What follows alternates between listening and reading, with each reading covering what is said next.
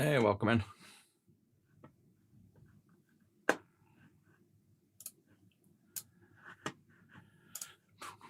Right, I don't know why I've bumped it on TikTok as well. I thought we'll have a laugh, put it on TikTok and see if it stays up for more than 5 minutes, but I doubt it will.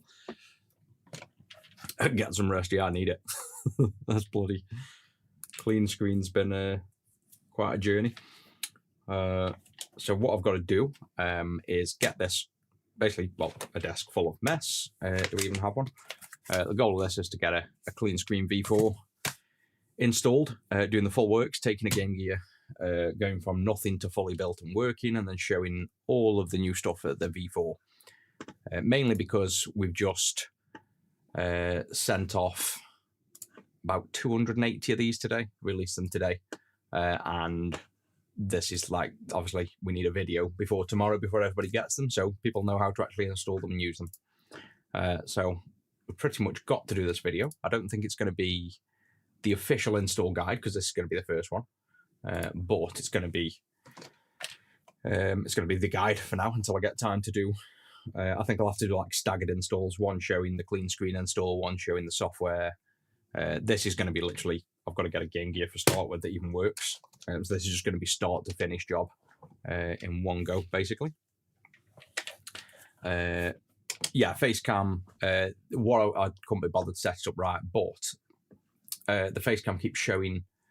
I've got to get like a LUT. It makes the face very red when it isn't, if I don't put the LUT on. So I've changed the color grading on it, but I haven't finished it yet. It's a bit over bright, just otherwise my face looks crazy red. Let me just let me show you I'll show you the filter of the camera without anything on. If I took everything off, you'd literally have like, that's the raw camera footage, because it's obviously a Blackmagic, so you can color correct up. I can kind of bring this down, contrast up a bit, that kind of way. But if I take the LUT off, or rather, if I put the LUT on a had, let me just change it over a second, you'll see, like, I don't know if it's my screen or it's very common on cameras, especially for me. I notice it makes skin tones incredibly red if you don't correct them. So there's the LUT. Like, look how red I look.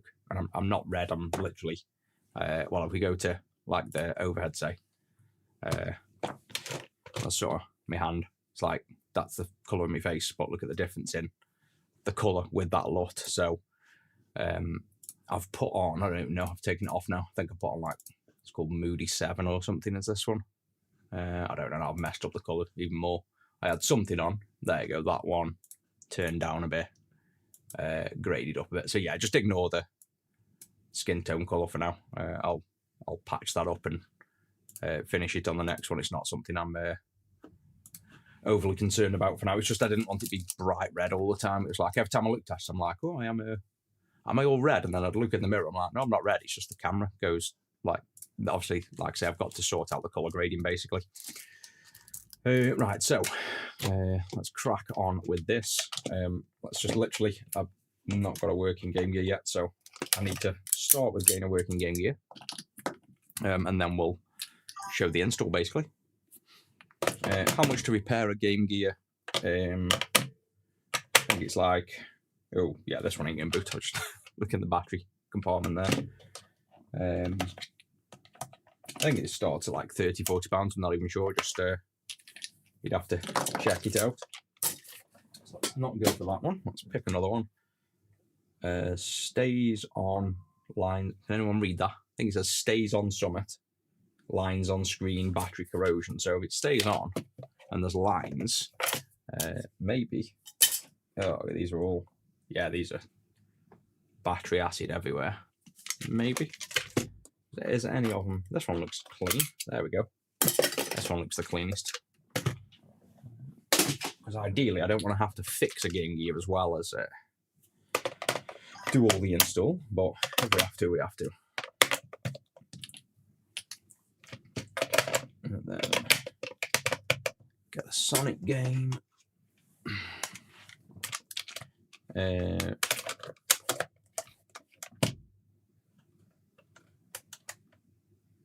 Yes, this is an on-off. So normally on-off, we'll be fairly lucky. That's normally just power board. So I'm going to say this one's a winner, and we'll go for it. Anyway, replacing CleanScreen chips on PS4s. There is, but I don't work on them anymore. Like, beyond just HDMI stuff, we don't really work on the modern stuff. We're busy enough with this stuff.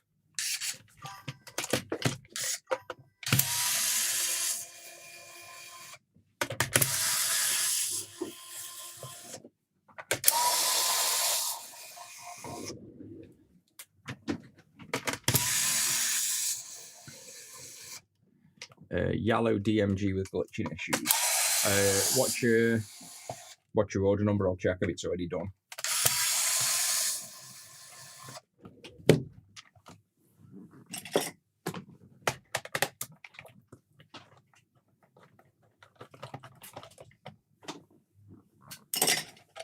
Oh, there we go. TikTok's done the usual block, so yeah, no different there. How would you get it to us? Just go on, I might as well say now TikTok banned it again anyway. retro6.co.uk, go to send in services, and then you can click in any of the services and read the big yellow text. Explains how and where to send it, basically, in the process.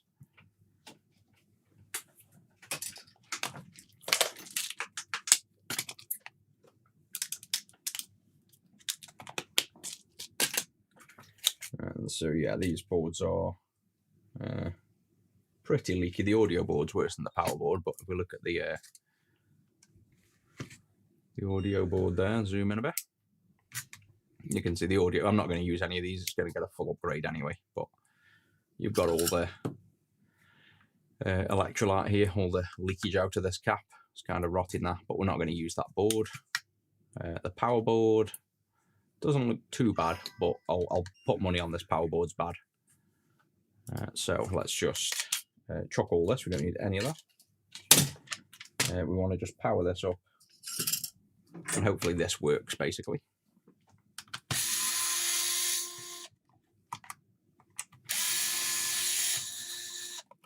And the camera's making that loop. Yeah, the colour on that camera is completely off because this is a purple shell. Completely purple, and that's like completely blue on screen. I was about to say we've got a new prototype in, but that's way off. Let me adjust the colour on this camera as well, I guess. Edit filters. Apply LUT. So what LUT have we got on here? Tagging, let me take that off. That's not doing anything. Floating cap, that's this one. Why is that not changing anything? Okay, that's not doing... Why is that having no effect? That LUT mustn't be applied. 1 second. Again, I think it's because I've changed. Is that going to apply now? Right, now that's applying. Yeah, we need to see if I can get this looking right, because that is a bright purple shell. Yeah, I'm going to have to play with the colours, get that right, because that's... I wonder if the overhead, that's crazy, literally coming out blue. Let's try the overhead. No, wow, this shell comes out literally blue on camera, and it's as purple as could be. What the hell? That's mad. So that's weird. Everything else on screen is literally the right colour, but the shell is showing us blue. Seen that? Get that on the camera.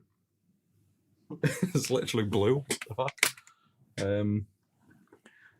Yeah, I can't be able to change the colour on that for now, but trust me, that's literally purple, like completely purple.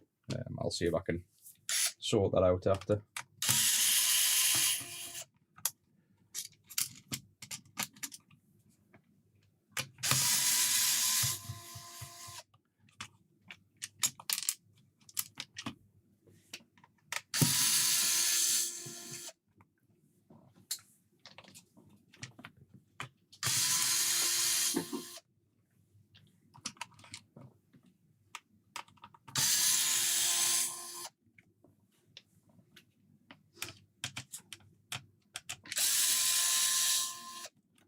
Tell you one thing I haven't tried actually. Go to the big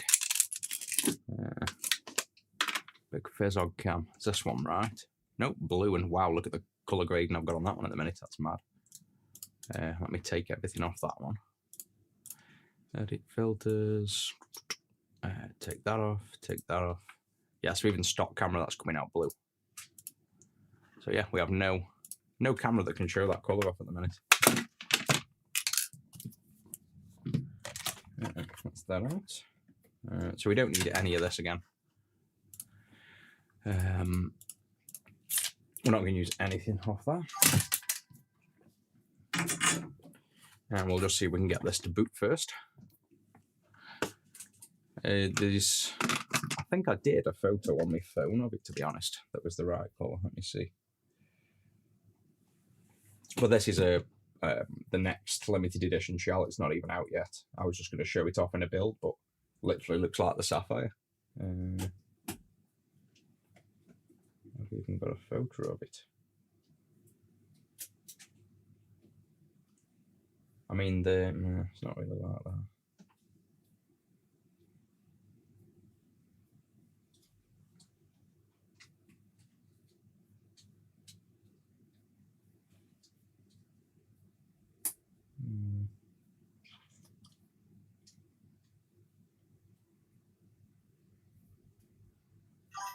I don't think we've got much. Well, I haven't got any photos really. A transparent purple. No, nothing that looks close enough to show off. I'll sort it and show it off after.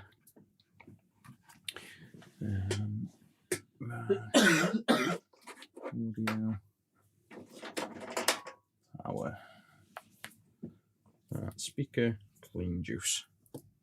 So first thing is, does this actually boot up with just a clean juice, I guess.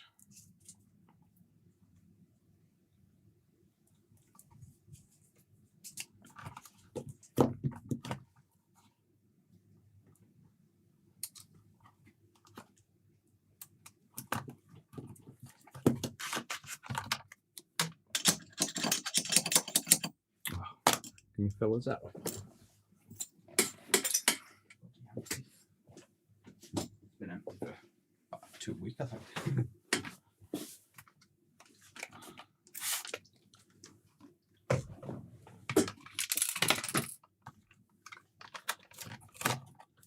Yeah, let's see if this works. Right, so it stays on with the clean juice. And yeah, I can see Sega just about. So yeah, we've got a bad audio circuit, but you can see Sonic there, so it's working.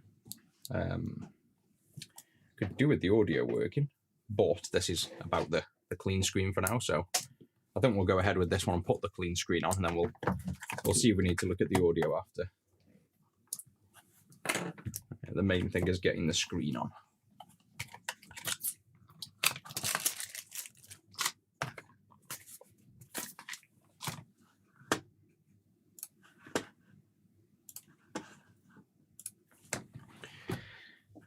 Right, so first thing, like I said, this won't really be the official guide. It'll just be the guide for a few days until I get around to doing the official one. But for now, if you've got the CleanScreen V4, this is the guide you'll follow.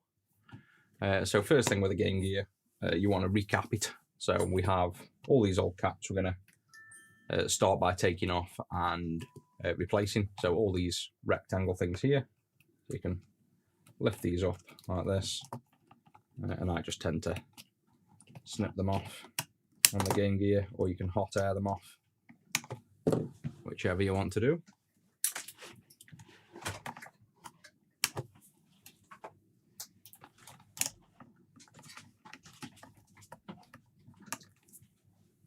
Right, so that's snipping them off, and then if you want to hot air them off, I'll show you. This is coming off as well, so we will take the screws out.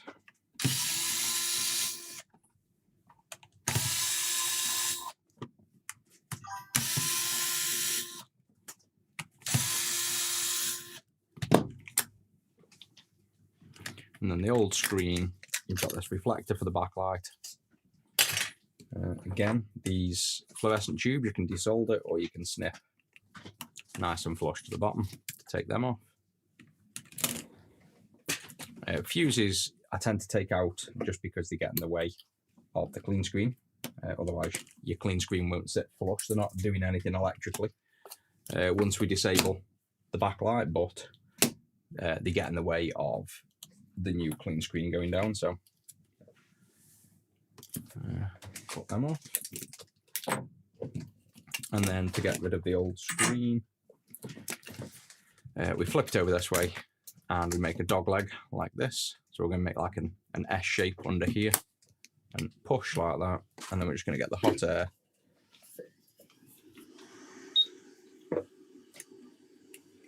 and warm basically down here, and it'll all ping off.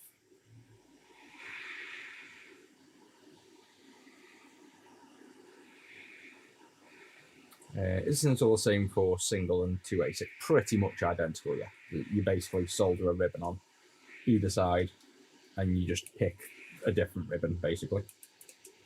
So there's no real difference between the 1 and 2 ASIC installs.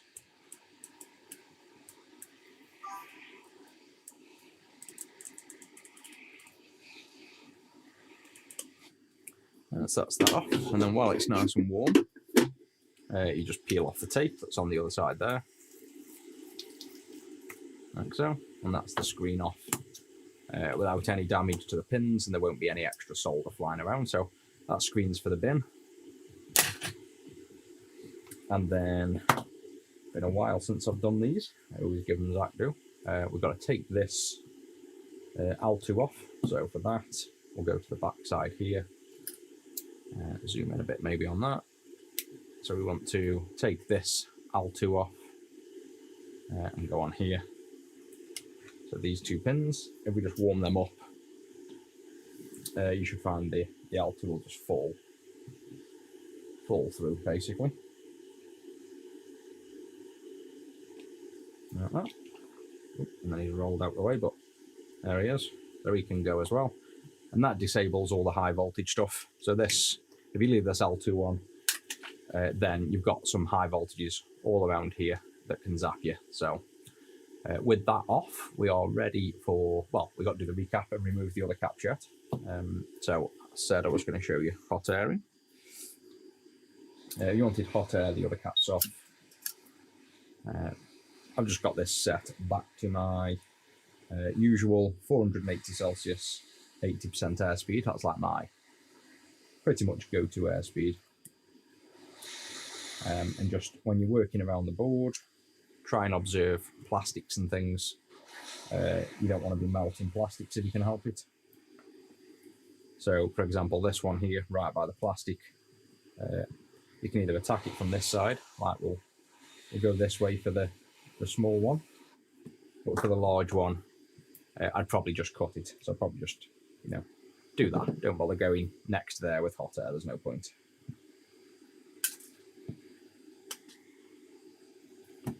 Then we have one over here.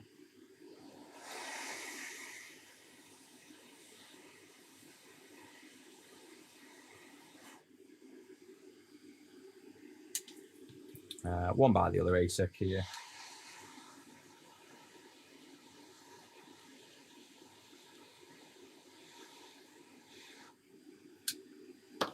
And I think that's all the caps off. Yeah, all the ones we need.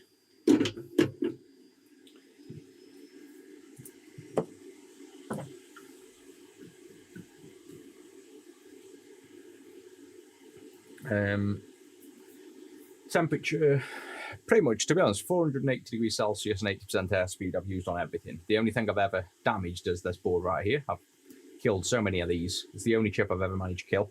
So I'd probably do 400 Celsius, not 480. But if you know what you're doing and you've done enough practice and stuff, I've used 480 for everything for years, and the only thing I've ever known to die is this VDP. So I'm back to 480 because I know it works and I've never had issues with anything else. But don't go near this with 480 because, yeah, they defo die.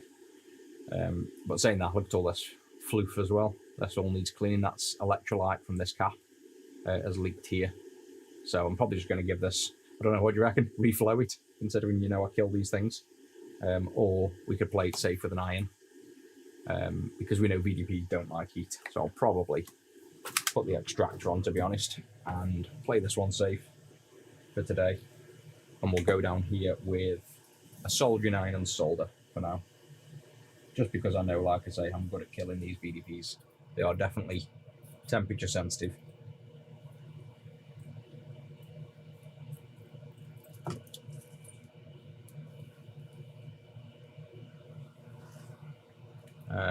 That's it, that's cleaned it up pretty well. And then I don't think we need to do anywhere else. Like I said, this isn't really a Game Gear fixer-upper video. This is the CleanScreen install guide. We just want this thing to work. Like normally, all this green around here, what I'd do is, none of this is used now anyway. All this is the backlight circuit, but I'd usually either vinegar bath this or reflow with flux and clean all this up. Missed one by, oh yeah, the main biggie by the power cable again. Defo one you want to cut out, which is even awkward to cut out because you can just about get your cutters in. And now we need to do the recap nice and quick. So this will boot without caps, but obviously it needs the caps for stability. So we zoom in on this, pull focus down, about there.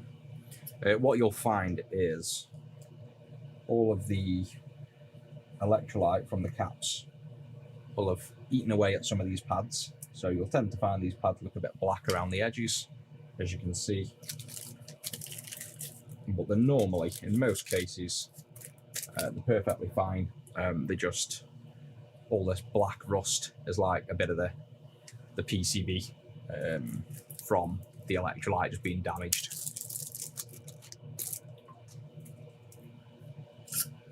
And I'll go off the top of my head for the sizes if I can't remember. Oop, he's gone flying. If I can't remember, I'll look at my own guide. But we have 100 microfarad here.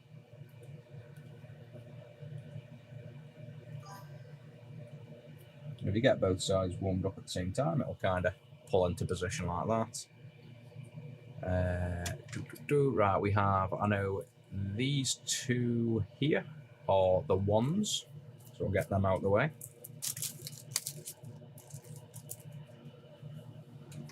And to be honest, every single 10 which matters, because this is the backlight circuit that's not used now. So in theory, we don't need these. We don't even need the ones. And in fact, I'll tell you what, considering we're doing a clean screen, and I always forget, and then people ask, we're not even going to bother putting the caps on that aren't needed. So let me just pull up the schematic and we'll work this out together, just so you can see how I do it. There's no point putting the caps on that aren't needed. So 2 ASIC. Right, so I'll show you how we figure out. It's pretty simple when you know how. Pull up the screen if it pulls up the right one. There we go. Here is the backlight circuit. So we've got the ASIC over here. This big circuit here, all this lot is backlight circuit. So anywhere we see a cap here with the straight line and curl like this, so C35 isn't needed. C37, C39. So we can look on the board. C37, C39, they're not needed. C35 is going to be one of these, I'm guessing there. So is C49 needed? Probably not. See if we can spot C49. We have 2 more there. C44 and 5, they're the 1 microfarads. So I think C49 might be needed then. So basically we don't need these two, this, and then C49 maybe we need. So let's see if we can find C49. To be honest, if it isn't in here, it's obviously going to be part of another circuit, so we will need it. There you go. So it's, in theory, yes, you need C49. C49 is part of the red light boot circuit here, and it forms a part of a fast on off, like a soft start and a fast reset circuit. So we do need it in one way, but we also don't in another. And then if I pull up the, I think it's on retro6.wiki. We've got a really old guide I did years and years ago for the Game Gear. I didn't even think I had it on there until recently when somebody asked, and it was actually on there. So if you go to retro6.wiki, go to Game Gear, and then scroll all the way down, you've got a cap kit. And then here, we've got a nice little visual. So there's the 2 ASIC. And you can see over here, The reds are hundreds. So basically this side at the top, we've got 200s. Them all aren't needed. And then we've got 100 and a 10 staggered and 10, 10. So basically all we need to do, we put 100 on here. We need 100 on here. And then this will be 10. This will be 100, this will be 10. So basically got 200s left, this one, and then that's a 10, and everything over here is always 10. So there'll be that one and that one. So that's all we need to do. 3 10s, 3 100s, and that's this good to go, basically. But if you didn't know which caps, there's where you get them from.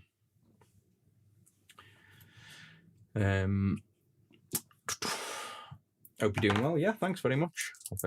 I've been flat out on this CleanScreen V4 for like 2 weeks, if not, well, to be honest, a month, but I mean literally flat out for 2 weeks every single day till late at night getting this thing ready. So we have one more we want to put up here. So we don't need the ones, just get rid of them. We need 2 more hundreds. That will do, so that one and that one. And then what size the caps are, I don't even know, to be honest. They look like 0805s, but you can use 0805s or 1206s. You can use 1210s. I think after 1210 they're going to get too big to fit. So tack that side, tack this side, and then if you go both sides like this, you can get it to naturally pull into position. You can also hot air these on. So like I say, you can use hot air or an iron. I usually use hot air, but at the minute I'm using an iron.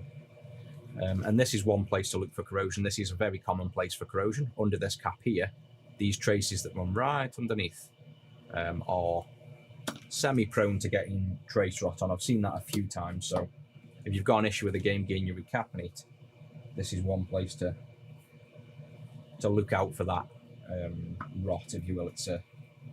I've seen it multiple times. You can see just lightly scraping to bring back the pads. Basically hot air, fresh flux and solder, and scraping away reveals the pad. And you only need to know the pad's good. Doesn't need to necessarily be exactly like it was. It's going to have rot from the old cap, and there's not much you can do about that. So you're not going to get the footprint back to original. If you want to do that, get a re-PCB and you'll have a nice brand new PCB instead of an old rotted one. But I thought I'd do the guide on the original, so you can see it working on the original. If you want to hot air, let me just show you hot airing on. What you'd do is you'd still have to prep the pads. You'd still get your fresh solder on. And hot airing works best, to be honest, when the pads aren't damaged. When the pads aren't the right shape, or you're having to scrape them away like this, then you end up with too much or too little solder on, and hot air works very much with surface tension. So when you've got the wrong amount of solder on, the surface tension doesn't work as well and it doesn't sit as easy. So we have this one as 10, and then we've got 2 10s over there, so we just need 3 10s. And then if I just get me hot air, again, this is still 480 and 80% airspeed. So you just come in over the top, keep hold of the cap until it touches the solder, otherwise it'll go flying. Once it solidifies, or liquefies rather, into the solder, it won't go anywhere. And you can then let go like now. And then once it melts both sides, see how you can nudge and it pulls back into place. That's how you hot air them in. So very similar process, you can use whichever you want. Now we've got this one here.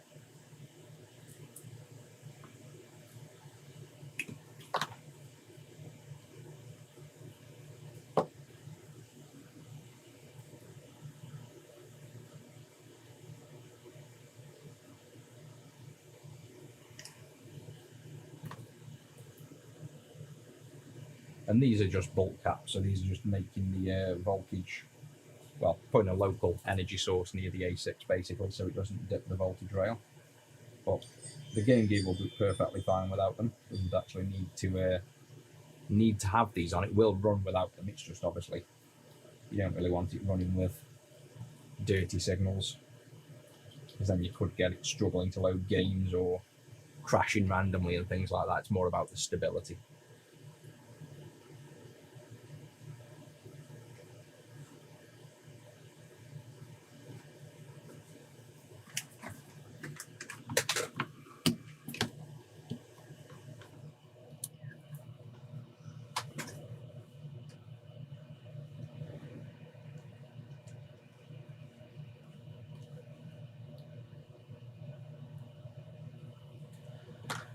That's it.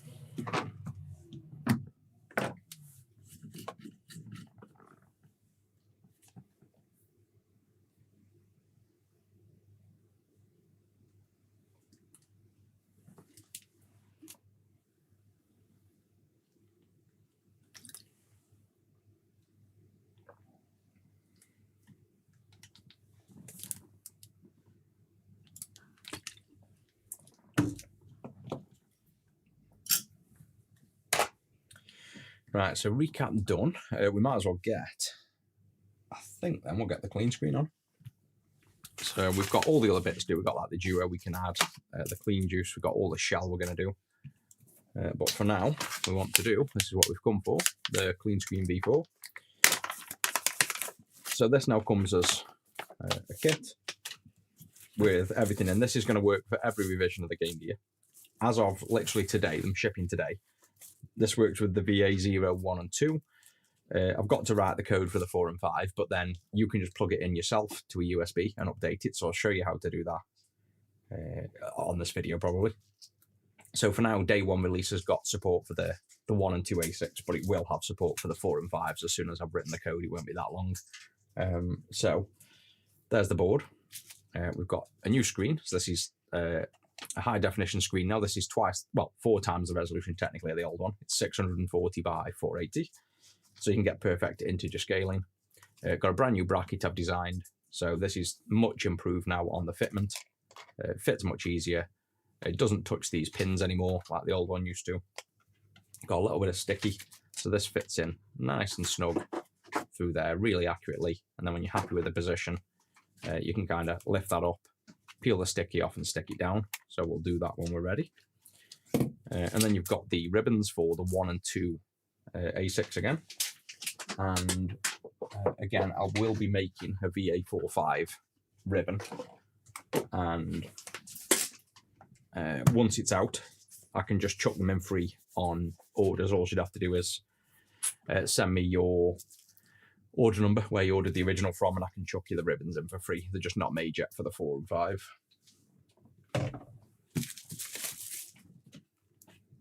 And then to test this now, we can just plug the screen in. It doesn't even need a Game Gear to test. The one thing you will need is clean power, as in not the clean power board, but a USB plug that's quite clean for test ideally, because if it's dirty and you're just injecting a bit of noisy 5 volts, the screen might look a bit glitchy, which is just the bad power. So this is not a very clean power, but let's see. Let's see what we get on this. And if you plug it in and wait 2 seconds, it should basically tell you that there's no Game Gear. It should say like no GG. So it's just a quick test that I recommend you do. It's kind of awkward to do because the screen's where the plug is, but plug that in. Wait for 2 seconds, and then this should say, there we go, no GG. And this is obviously, again, very early code, but that seems pretty stable, so that does detect no GG.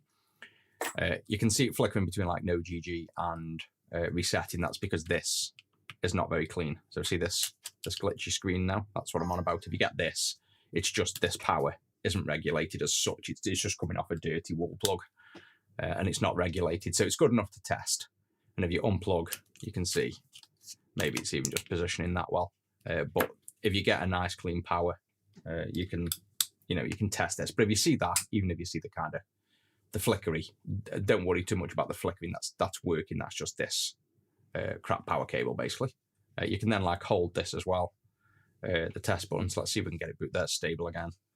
And if we hold the test button in, again, this might only work on clean. You should then see the version number after 4 or 5 seconds. So if it's going to detect it on this.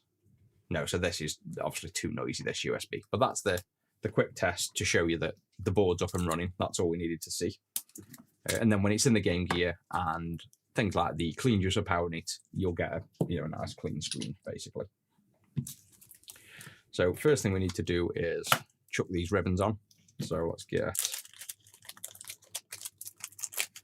the ribbons out. The bag will come with the 4 screws for attaching the clean screen to the bracket. So we'll need them in a minute.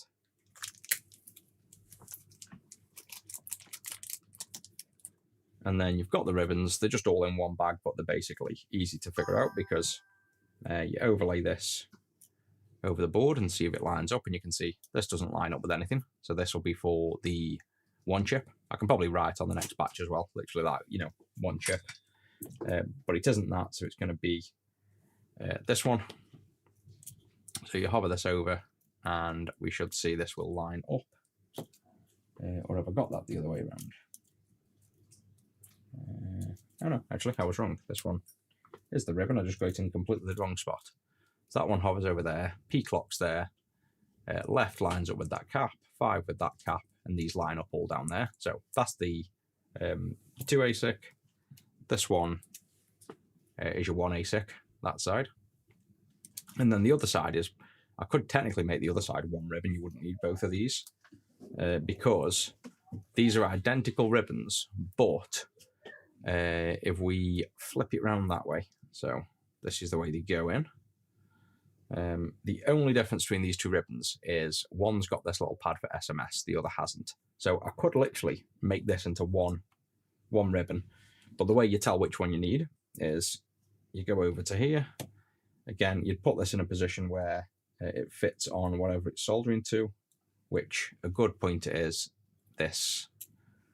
We zoom in, this L2 that we removed, that's where the 5 volts taps in on. So we hover this over there. You can see that goes there, that goes over there, up to the wheel. And the only difference is if this lines up like this one does with this pad here, this resistor, we know this is the ribbon for it. If you've got a resistor here, so obviously it's the 2 chips, you'll need the one that says SMS. And if you've got a 1 chip, you'll have this ribbon that also lines up with the 2. So if you wanted to use it on the 2, this would literally fit in. But you wouldn't notice that you're not getting the SMS pin. So on there then, if you soldered all this in, everything would work, but it'd always think it's in an SMS game. So the normal games would be the wrong size. So the one without the SMS is the 1 chip. And the one with these 4 here is also the 1 chip. And that leaves us with these. So all we have to do is solder these in place. So we can start with the pad here. And we will get some flux.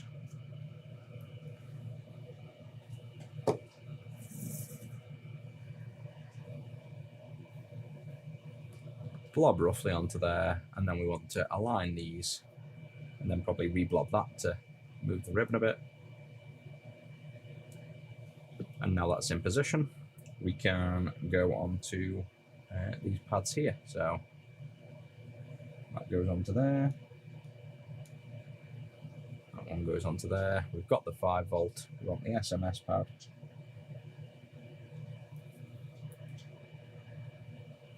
Like so. We have the 2 button. And then the backlight wheel up here.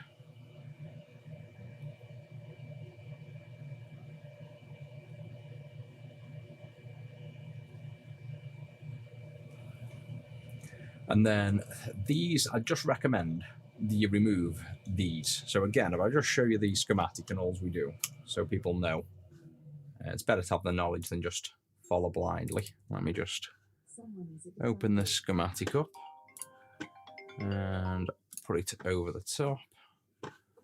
what we're doing with this wheel is, where are we? Right, so here's the contrast wheel. Zoom in, see this VR1? That's this wheel here, what we're working on. We remove R33 and R44 to disconnect both sides of the wheel. And then you've got technically Q6 is connected to it as well, and C34. So in theory, if you wanted to remove them, and R32, that would fully isolate the wheel. But because we don't have the 34-volt rail, because we removed the, we basically either cut this 34-volt rail or you turn off the 34 volts, we recommend removing the R33 here to just make sure 34 volts doesn't go into anything, otherwise you can kill the actual board. So you do need to remove R33. But if you want to play it safe, you can just remove like Q6, R33, R32, R34, and I believe that's all these here. So you got R32. I probably should have done this without like before putting this down, but R32 is this one bad looks, R34 is here, R33 is very much likely that. There is the transistor, so they're all close together, and there's the cap. So if you wipe out these here, this disconnects the wheel fully. So that's all you really need to do. So I'd say that's probably like the recommended thing on here, basically. So if we just go on there, and all you do to wipe these out, be careful you don't melt this wheel, because that's one of the things you might do. Just flood it with solder in the rough area, get your tweezers, and just kind of push the resistor off, and that's that one off. And then for the others, same thing, flood with solder over the top, and just lift them out of the way.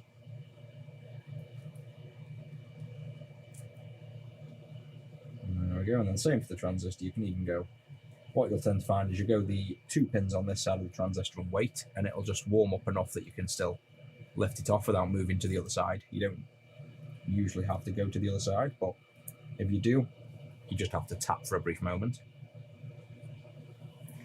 And then this last one up here, same thing. So you'd probably do this before putting the ribbon down, just so the ribbon isn't in your way. And that's all the components off there. And then if you really want to, you could clean them pads up of solder, but I'm just going to make sure none of them are bridging, basically. So they're all removed, that's them components gone. So now your backlight wheel is isolated. Like I say, you technically don't need to do that as such, as long as you make sure you're turning off your 34-volt rail, but the fact it can send 34 volts into the CleanScreen and kill it, you really do want to do that. It's just like a fail-safe.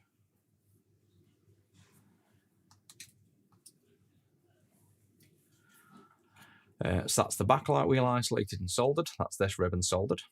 And now we move over and do the same this side. So same idea. You want to place this ribbon down. And it depends where you want to solder first. You can either solder up here. You'll see on the T10, you've got this T10 circle that this lines up with perfect.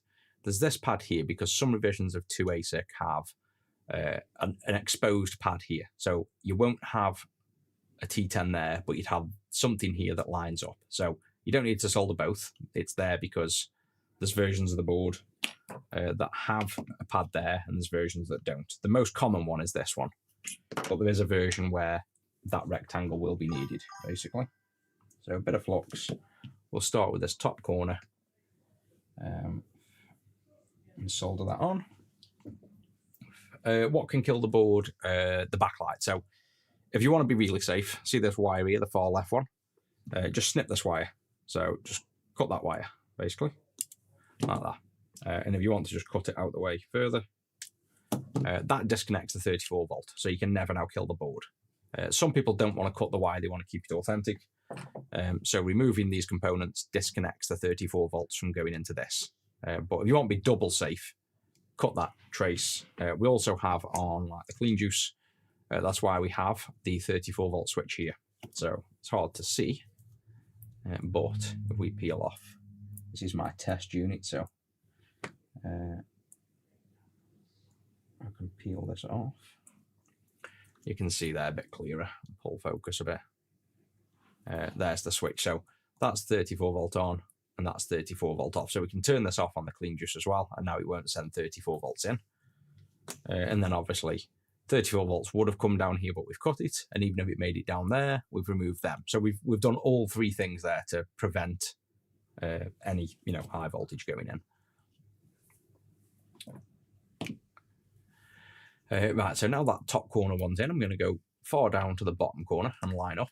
I've improved these now finally, so these actually line up and can solder, because on the last board these were quite far out and they were pretty much useless for the H-Sync and V-Sync.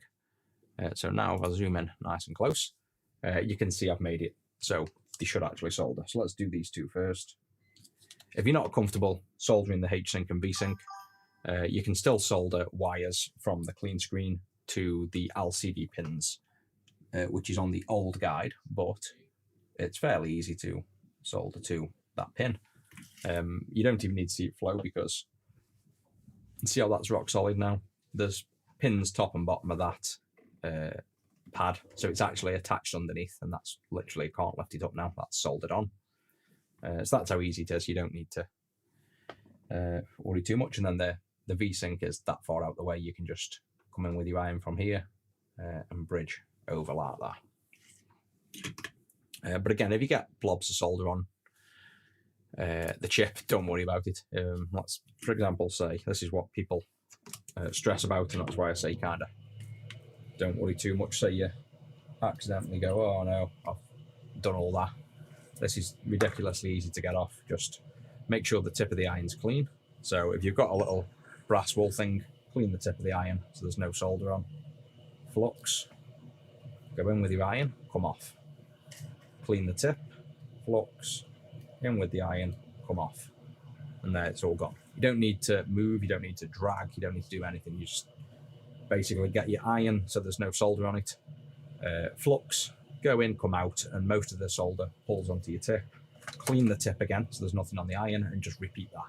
And normally within literally two or three blobs you get all the solder off, so don't kind of worry about doing that.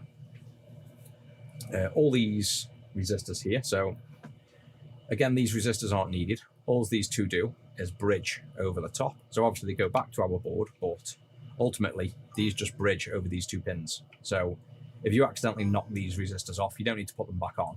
These pads just bridge over the resistor and bypass it anyway. As long as you're soldering to the pad of the board, that's all that matters. So you can come in with the iron, lob onto these, and you should find they go on nice and easy.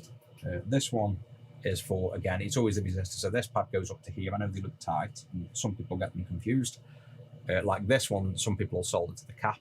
It's always the resistors.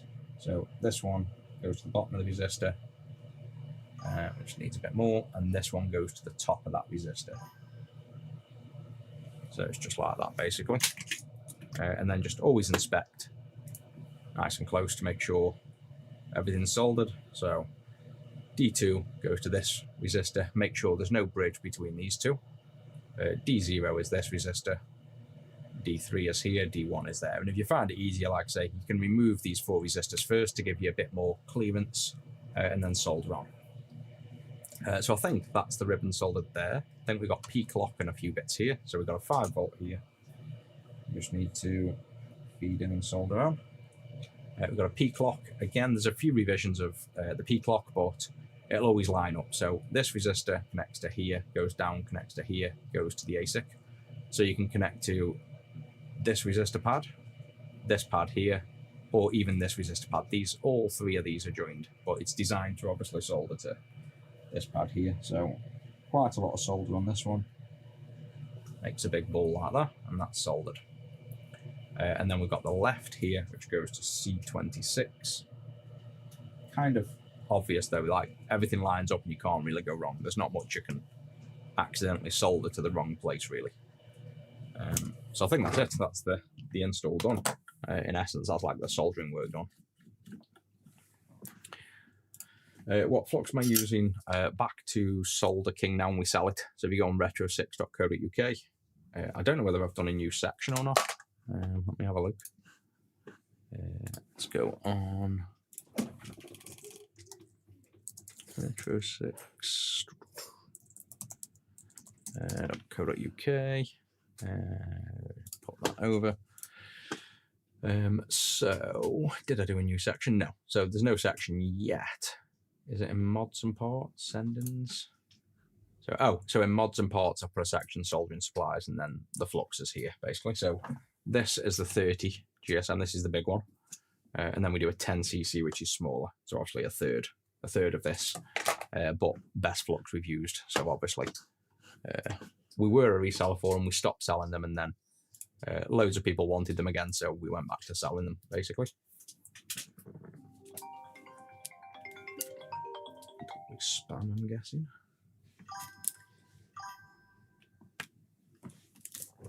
Yeah, labeling these up, I should do really. The next batch we'll put like, 1 chip, 2 chip, or VA0, whichever.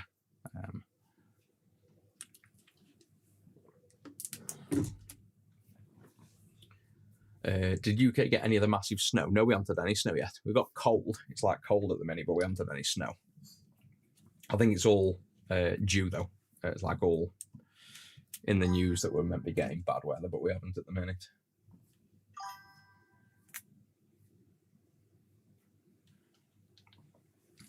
What's the white lines? What white lines are we on about? Unless I don't know how long ago that comment was, to be honest. We only just looked at the comments, so not sure what part you're asking, but no linkage in the chat.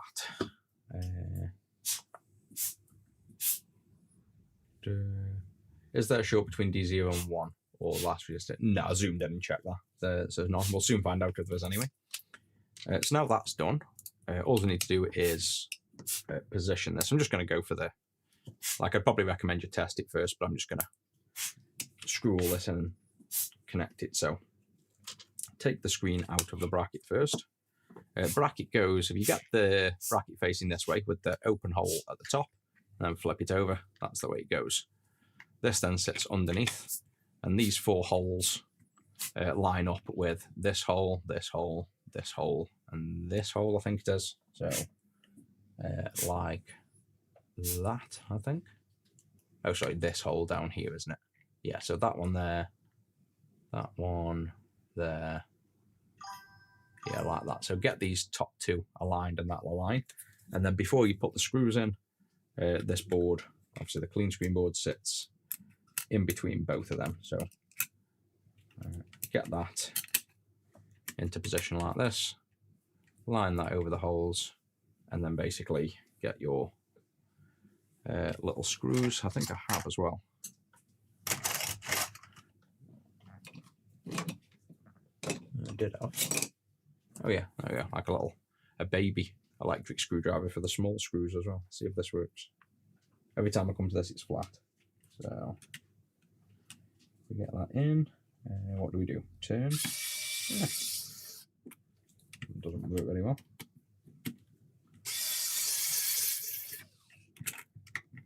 Yeah, so that doesn't work very well. Probably easier to get the first hole lined up like that, so you can kind of see the screw going in.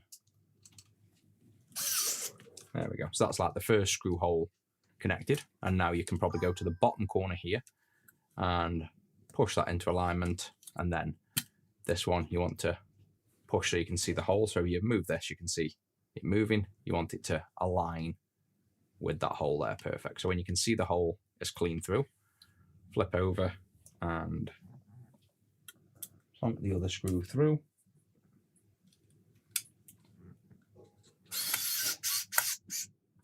There we go. So that's them 2 corner pieces in. Now everything should be locked in. You can see I've now made it so it doesn't touch this, which was the other bracket kind of touched that a little bit.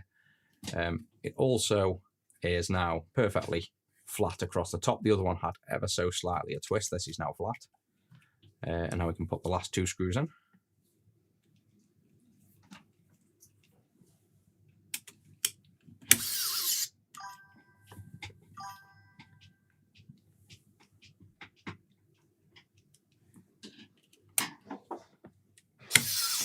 The screwdriver sounds so dead. It's got full battery.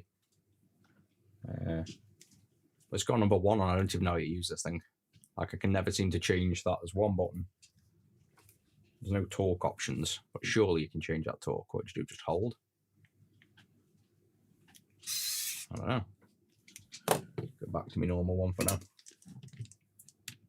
See how tight they are. Oh, to be honest, they're probably perfectly torqued, actually. Yeah, they are. So they're actually fine. So that's in. And then the obvious thing is connecting these ribbons. So make sure the bail, we zoomed in here. No, we're not. So this little bail here, this latch, you can see how it goes down and up. Just use your fingernail to lift up. And then it should line up perfect. And it should go into here, like so. And it'll stick out by, X amount. Basically, you kind of feel it lock in. But I guess if you wanted to know, that lines up right in the middle of the H and the S. And then latch the bail down. And then same the other side. That goes in. And that one lines up with maybe the T. Lines up with the T if you wanted to kind of visualize it. And then we should now, if all's gone to plan, fit the screen. So the screen, if you have it facing this way, say, with our logo here, flip the board over, and then this will go in here. Or I guess, to be honest, you can't really go wrong. Put the screen in, and it's got to have the ribbon coming over here. I will stick this in though, so it's not flapping around, because you don't want to flap around and rip the pads. So I'm gonna get this peeled off, and then I guess to stick this in neat, I'm gonna push it, like keep it up in the air like this, so I'm not touching the bottom. I'm gonna push it firm onto this and align it in, so I'm like that. And then I'm just gonna push down. So that's kind of stuck in place now, isn't going anywhere. Then this is the protective film we'll leave on. Flip over, and same for this. This bail is on the front though, not the back, so this lifts up. And then this goes in, you kind of put a bend on. I like to sort of lift up like that, get the whole ribbon in, and then it just kind of pushes in like that. And this one's got a white line on, so when you latch that down, you can see the white line is basically completely in line with the bail itself. And that's it, that's all installed. So unless we've missed anything or we've got problems, we should get this to boot. So moment of truth. If all's gone to plan, which it rarely does, we'll see Sonic. I don't think we're going to get audio because the audio didn't work, but we'll plug audio in anyway for the sake, and let's see if we get the screen. Clean juices here.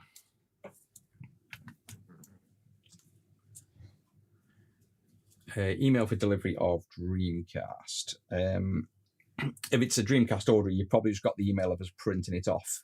We'll be building it up, but the emails, if it's a processing email, it's us printing the order. You'll get a shipped one when we actually ship it. I think we're here, Rusty. That'll be he's probably having his food, to be honest, right now. It'll be his grub time. Right, what do we think? Am I going to be lucky, or am I going to have to mess around? Oh, I was about to say no. There we go. Oh yeah, we actually have Sega. So we have got no audio, but I don't care about that for now, because this is meant to be a CleanScreen V4. So look at that. Let's get this off. Oh yeah, and then pull focus maybe. Sweet. So look at that. It's a bit not exactly exciting with no audio, is it? Let's see if I can fix audio. I'll probably kill the board doing this. Just a quick test. No, is it that one maybe? No. I mean, I could have. Yeah, I could have a bad audio board. Let's just get another clean amp. You'll see also this is now aligned, so it's pretty much almost perfectly central naturally, because a lot of people used to see this being quite far to the left. I've tried to make it naturally set over, and they'd think there was something wrong, but this is the position that when you assemble it, it's perfectly central.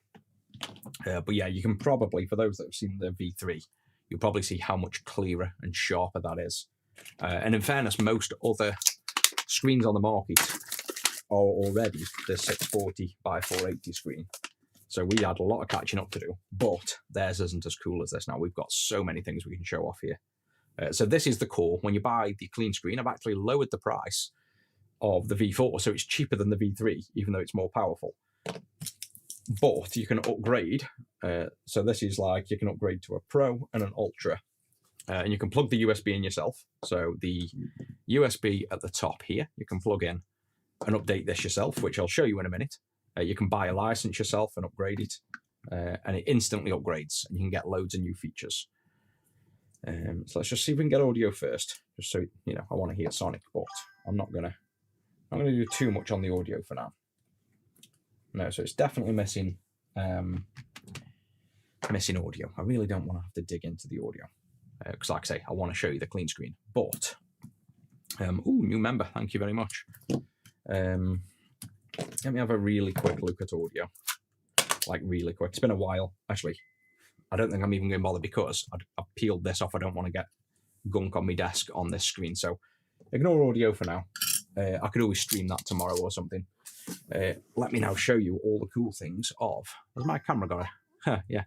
Can you guys see that red dot, or is that my screen? Let me move this. Yeah, that's a dead pixel in the lens, isn't it? Little red dot. I thought it was on the screen, but that little red dot there, it's not being compressed. No, you don't need to well, yes and no. You don't need to open it up, because we have a flex connector here that's going to go to the new CleanScreens and the new power cores, so you can connect it up and reuse this USB. But you can, luckily, the Clean Juice at the minute, you can connect to 2 pins on the bottom of this. So we're going to solder D0, D- and D+ to the Clean Juice, and then you can access this. So I'll tell you what, one thing I don't do, which people ask for, is I never show the finished job. I always do half a job, basically. So let me do the full job this time. Let me get a little protective cover on here. Ow, stabbing myself.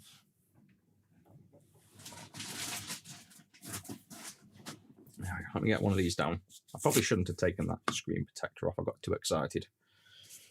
I think I've binned it as well. Yeah, I have. And I don't want to stick it back on because it'll be dirty, so just be careful with this. Right, so let's assemble this. So this is one thing I really want to show off, the new really cool bright purple shell that's nothing but blue on screen, which is really annoying. So even though this literally looks like I'm building a sapphire, honestly, this is a purple shell. I don't know if... I think we've just tried this, but I can't get, with just color correction, must be one of them colors on camera that just doesn't come through right. If I tweak the saturation, not saturation, geez, where am I going? I wanted to move the hue. If I move the hue, right, so, not that, a bit more purpley. So that is what, look how many hands on, that's exactly what the shell looks like in real life. But look at the color of my hands and the desk. But if you want to know what the shell looks like, that's what it looks like. It's that color. It's like really nice, like a deep purple. So that's what we're building. But until I can get a little LUT made, that'll do, to tweak blues to purples, you know, like a certain purple to show. It's crazy. I might as well just build a sapphire. That literally looks like a sapphire shell, but honestly, it's that purple. So let's put it in the shell. Geez, I've genuinely not built a Game Gear up in a shell for ages. I just always chuck them over for that to finish. So flip over. We need to cut this first. This is the original center post. Otherwise, what will happen is you'll put a screw straight through your nice new screen and break it. With that, I've got some clear black buttons in this case. Oh yeah, the purple I reckon will sell like crazy. We've got like 100 blue left before we need to, like, before we make these, but I've got the samples in. So if somebody wants this as well, I can sell you this purple one. Just don't know what it's worth. What would you sell it for? I think the Prestige is like 280 or something. I don't know, but this will be the only purple Game Gear out for 2 months. You'd have a proper little limited edition for a short period. Right, plus you'd also get the potentially the first ever V4, although everybody's going to get them by tomorrow, because literally out of the first, like, I think I've ordered 500 or 500 or 700 CleanScreen for the first batch. They came out today and we've sold 263. So that's literally, it sometimes does that though. You'll sell a load and then it'll slow right down. It's everybody buying them first, but there's also 3 out of the 4 wholesalers haven't even brought them yet. So, and then we've got Chinese New Year coming up. So as much as I'm not a pressure salesman, I honestly think we're going to end up running out of the CleanScreen in between now and Chinese New Year. So in the next, probably in 6 weeks, you might find they go out of stock for a couple of weeks maybe. So if you really want one, I'd grab one for now. Audio, I'm not going to bother putting the audio in the shell just for now because it doesn't work basically. But all you'd do is you'd literally put the speaker in here, and then the kit comes with, at the minute, it comes with stupid coloured ones like buttons that never sold, basically. So you can either do that and fit them in, or I can send you the 3D file of this exact shape and you can print your own, or I think people have even made little brackets, but it comes with these. People keep asking, why do you send stupid colours? It's just because we've got loads of button kits that we have to make the button kits separate, so these would cost money, and we don't charge for these at the minute.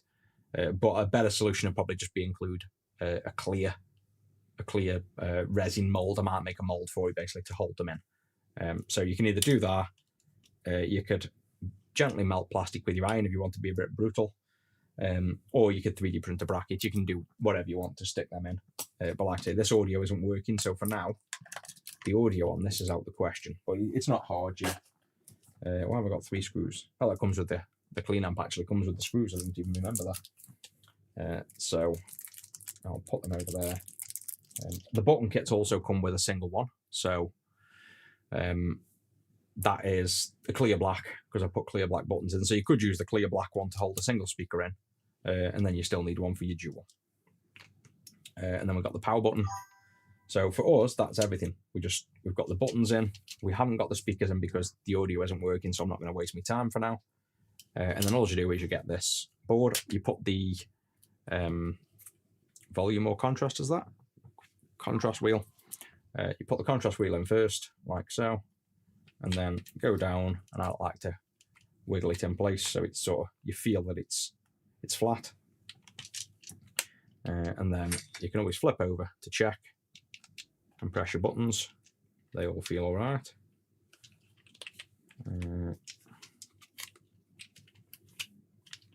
Yeah, that feels all good. So now I'm happy with that. We'll put all them little screws we took out of the original. I think the shell kits come with them. Yeah, the shell kits come with the screws, so they're all in the bag. The short and long as well. So to be honest, let's use the ones in the shell kit are pointy, whereas the original ones are flat. So let me just go to the overview. So see the original. I pull focus. There's the original. The ones that come in the kit have a little point on for a reason, because new plastic doesn't have the threads in yet. So see how they're just bare plastic. That's normal. These are called self-tapping holes. So the first time you put these in, and that will be, why doesn't that one want to sit flat there? Huh, weird. There. Oh, there you go. Once it clicks in both places, it kind of lines up with that plastic. See that hole slightly off on that one, but it's perfect on that one. I think there's a few revisions of Game Gear. You know where we had the bracket that has to move left or right sometimes? It's probably because certain revision PCBs have this slight difference in hole position here, but it'll go in fine. So if we put the short screw in here, like so, let me get my, where's my little baby one gone? So this is like the baby not so torquey screwdriver. See if we can tap the plastic. Just about. So he's like, the purpose of this one is that he doesn't over torque, so it's quite gentle. And let me see how tight that's gone. Yeah, that's actually doing a really good job. It sounds like it can't do anything, but it's putting them in at just the right amount of pressure. There's absolutely no screw depth left, but it hasn't overpowered it. And then we'll go with probably this hole there, line that one up. And again, short screw. So you can use the original screws, but the ones that come in the kit are designed to tap these holes, basically. The only thing is, at request, these are stainless, so they don't rust, and people wanted them. And then as soon as people got stainless, they realised they're non-magnetic and they're a pain in the ass to screw in. And then people didn't like the stainless, but you guys asked for them, so I made loads of them. Is that not in the hole? Or is that... Why does that feel like it's just going in the hole without screwing in? Yeah, it just felt weak, but it does go in. That's them. And then same again everywhere, basically. There's a screw here. You just look for the screw holes and screw it in. Yeah, I'm liking the screwdriver. It just feels and sounds like it's failing, but it's doing the job. There's one by the wheel. Saw the screens. CleanScreen was dispatched today. Oh yeah, luckily this is the first one I've actually built, other than the test one I've done, and I think it's actually done 3 or 4 today. It can now be, it's fully protected and encoded, so even if this goes out and then people have problems, you can update it with the USB port. So the benefit is we can, if we get any issues with this, bear in mind it's brand new code and a whole new product, we can over-the-air update for people. So that's like the big relief is, don't worry if you find issues with it. Hopefully you won't. But if you find issues or bugs, this isn't a fixed thing anymore. We can literally do an update over the air for you. So that's them in. One more there, I think. And the kit will come with more screws than you need in a way, because it's got screws for like the CleanScreen, and the CleanScreen comes with them. So you'll be left with some screws over. But I think that's all the shell screws.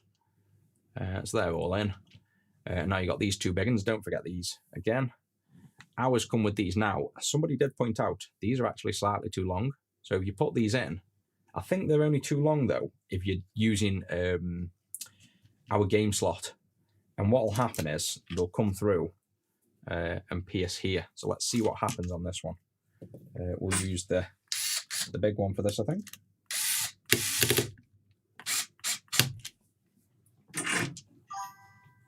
And no, that doesn't go through. So it must be an issue with if you're using the game slot. Then I think they said if you use the originals, they're slightly shorter.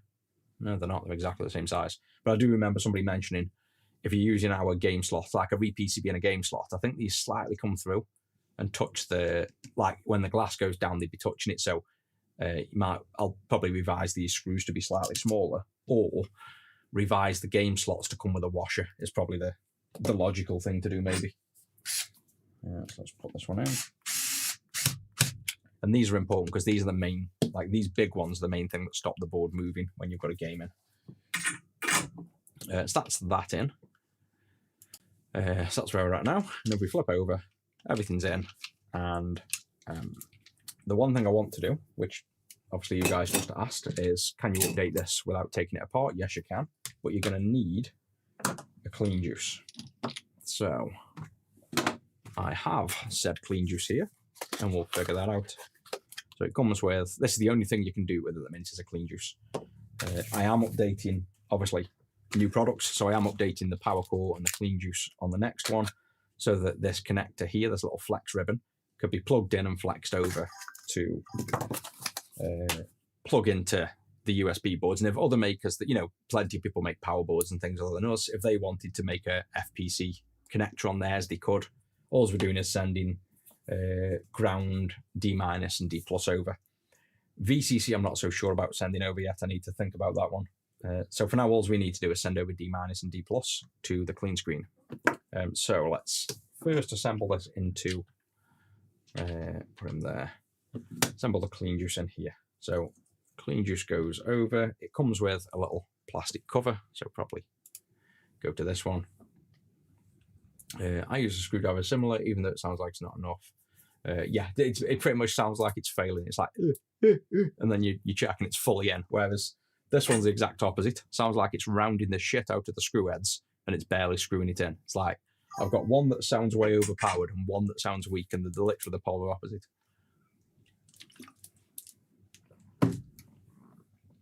So this USB port here, plastic thing here, you want the thin piece. So see how one's thick, one's thin. thin piece is now at the bottom, goes into this hole here, and that's what holds it in. So it fits over the connector like that. It's quite firm. You just push, and basically the plastic should kind of crunch a little bit and then push in, and it's like a perfect pressure fit. So there's basically the port, and that's the cover. Now we go here and flip around. You've got the last remaining power switch from the button kit. I don't remember which way around this goes. Try it that way, fit it in the shell, and see if we've got it right. Of course we haven't, because it doesn't go down. So flip it around that way. Try again. And there you go, fits in. So can't really go wrong with that in a fashion. And then you've got the two screws, one here, one here. So again, from our shell kit, I'm just going to use the baby ones, but I think we said it come with it. So that one in here, and oh no, actually, don't put that in there. I was about to say we'll do that. The wires we want to attach are on the other side.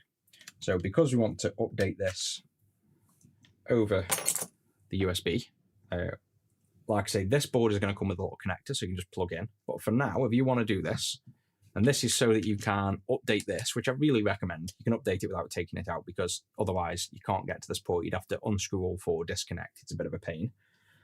We will solder to the D plus and D minus.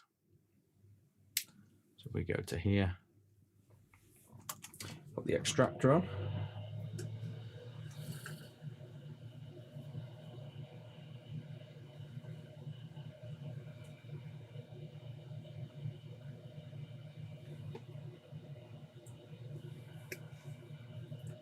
And then we will lob some solder on these two pins. Connect up the enamel wire. And just be careful, don't use, like, you can use a bit of flux, but be careful you're not using like IPA or flux and then it's soaking through to the screen underneath. Now the screen's in, you don't want fluids going anywhere. I'm going to make this long enough to fit, so it's going to be, actually it's going to be this side, because the power board is going to be here, so it's only going to be over here, so it doesn't need to be that long. And again, it's USB, so you don't want to make it crazy long. You want it long enough that you can open the shell comfortably, but don't go crazy with the length if you can help it. It might just interfere with the UART signals.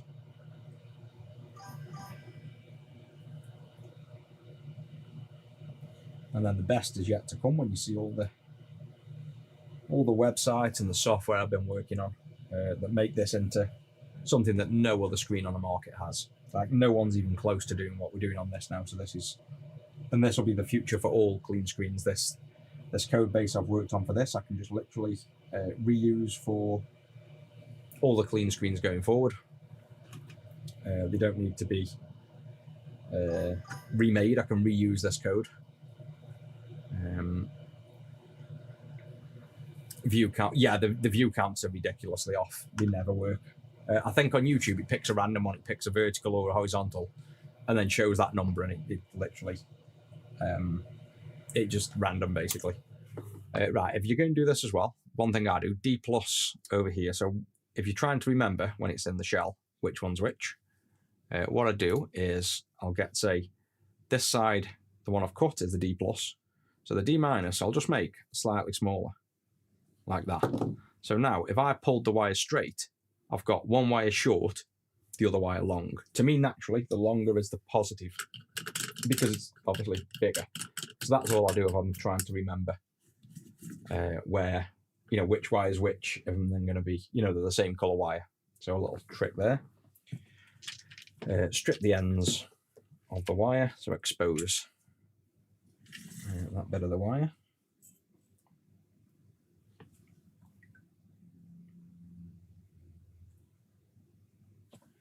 And this one is the only downside with retrofitting it at the minute to a clean juice is the only pins that are available are one side of the USB cable. So it just means the USB works one way for the update. You have to just try it both ways. That's the only downside. And then as soon as this batch of clean juice is gone, which is pretty much now, I'll update it so it's got the FPC ribbon. Right, so we then want to take this, and I don't even recall, I think I sent Zach a picture actually, I'll have to look at what I sent.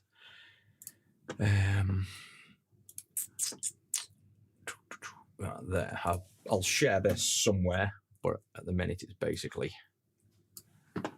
just a screenshot. So move that over to there, close that down, pull that up. So that is my little diagram, which means we want to go over to this view, and on the bottom of the clean juice, you can see these pins here. So it's basically saying top row, second one in. So this pin here is the positive, this one's the negative. So they're the pins we need to solder to. They look kind of, they're a bit shitty to be honest, the pins on this USB port. I'm not a massive fan how they look, they're like really close. But they shouldn't be a problem to get on. Probably zoom right in so you can see. Again, same idea, flux, go over with a bit of solder, and let's see. Yes, that one's flown into that hole, and they barely look soldered as well, but they're not used anyway, the D+ and D- on the clean juice, so even if they're not soldered, they're not actually used. I'll probably come in from the side here, and see how this wire is exposed quite a lot. I'll probably trim that to be just the edges exposed, so we don't have like exposed conductive cable flopping around. And to be honest, I'm going to do the other one first, because the way my hands are, it doesn't feel right doing that one first. I want to do the top and then come down. So we'll do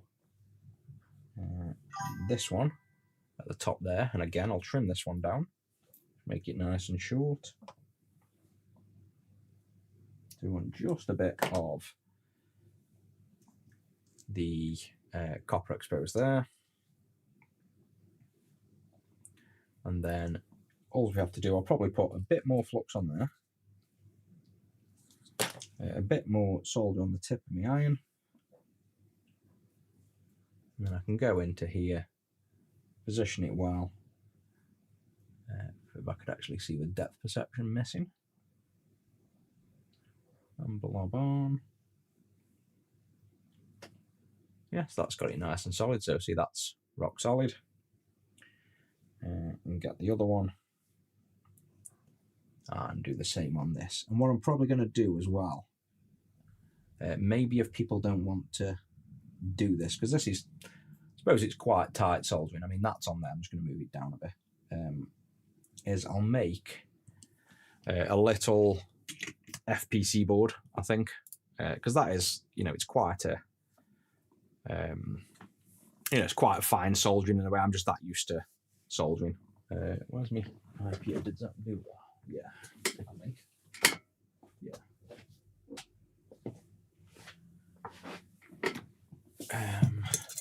Yeah, so just be careful with IPA. Now the screen's actually in. You just want to make sure, again, those don't touch. They're not going to touch because they're physically separated, and we'll probably put a bit of UV on that, to be honest, just to make absolutely sure they're not going to touch. Because when we're moving this around, last thing we want to do is, won't do much damage, but we don't want to short those pins out, basically. Give me 2 seconds on this, I'll just put it on mute.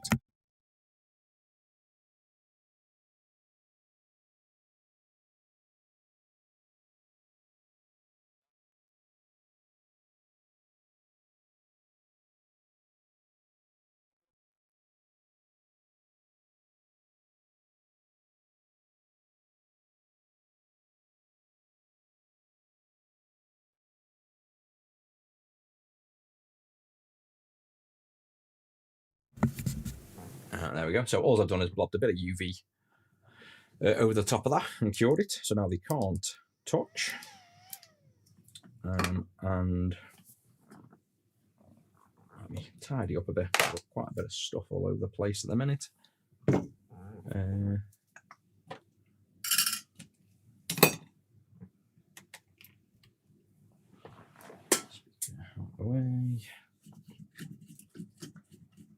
batteries I don't need now.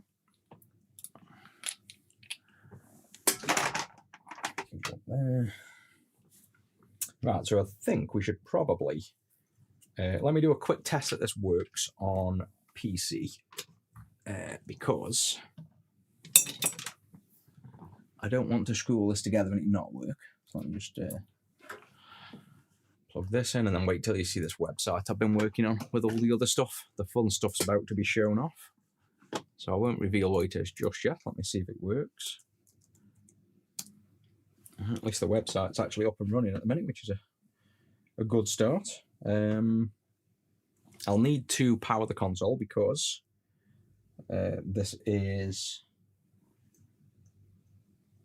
the way this is wired in. At the minute, we're not passing the power through, so that's on. So now what I'll do is, I'll say the website's on. Website is not loading for me. I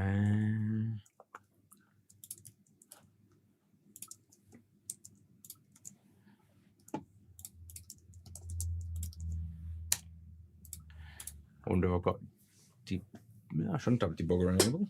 So I've literally never tested this outside of the server room at the minute. Yeah,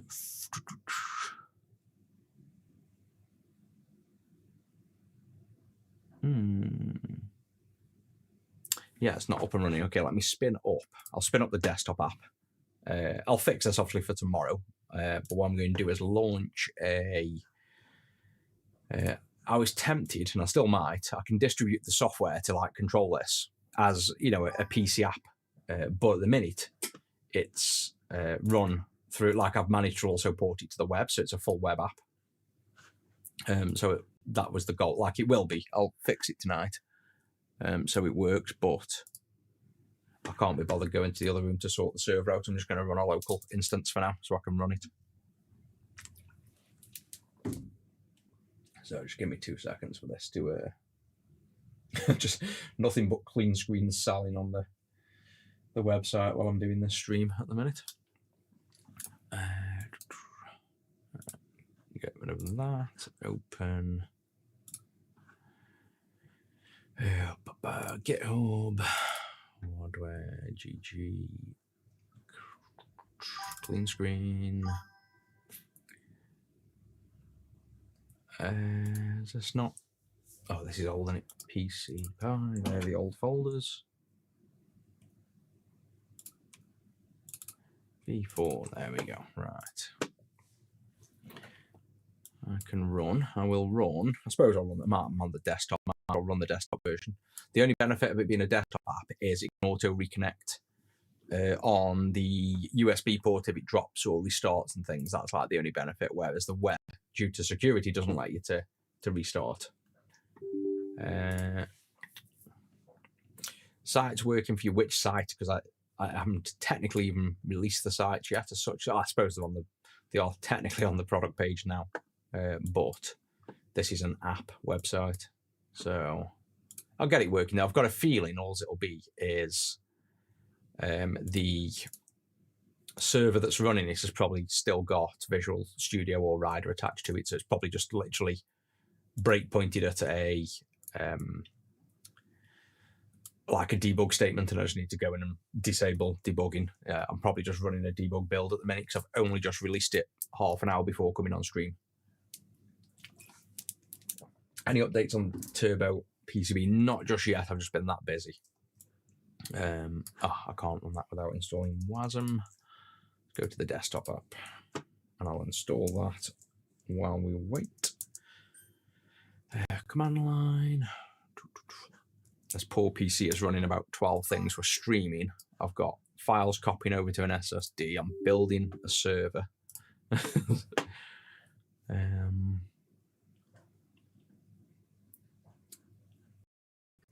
Then, where's the app? Is it running? Wow, this is slow when you stream and you try to do other things. Detach. debugger. Right then, so I will bring this over. I don't think I'm showing off anything I shouldn't. So if I now pull up this, there we go. So I've had the Game Gear running this whole time, I think, as well. Yeah, so this is the app that there'll be a website for. So if you went to buy the product, all the links are on there. There's a website that this exact app will appear on. If I just plug the USB cable into my PC, and I'll plug it in one way, I don't know which way it is yet, then this drop down here, maybe it's 47, the latest one. No, 46. No, one, it'll auto-find if so. So none of them work. So let's flip this cable around because, as I mentioned, soldering into the clean juice, the cable will only work one way around. And of course, this isn't detecting either. It's actually running. Oh. I haven't got it plugged in, so I need to plug the board in first. Let's try again. This needs to actually be connected to the Game Gear, otherwise the Game Gear's got no power, therefore the board's not powered. So let's try that again. So cable in one way, turn on, and then let's see if we've got a new port now. So there's no new port, so if we flip the cable around, I'm going to presume this will all be good then. There you go, you can even connect to the PC. So now in here, you've got a new port, and this should connect. If it doesn't connect, maybe disable and enable. No, that should be connecting. Try turning it off, maybe.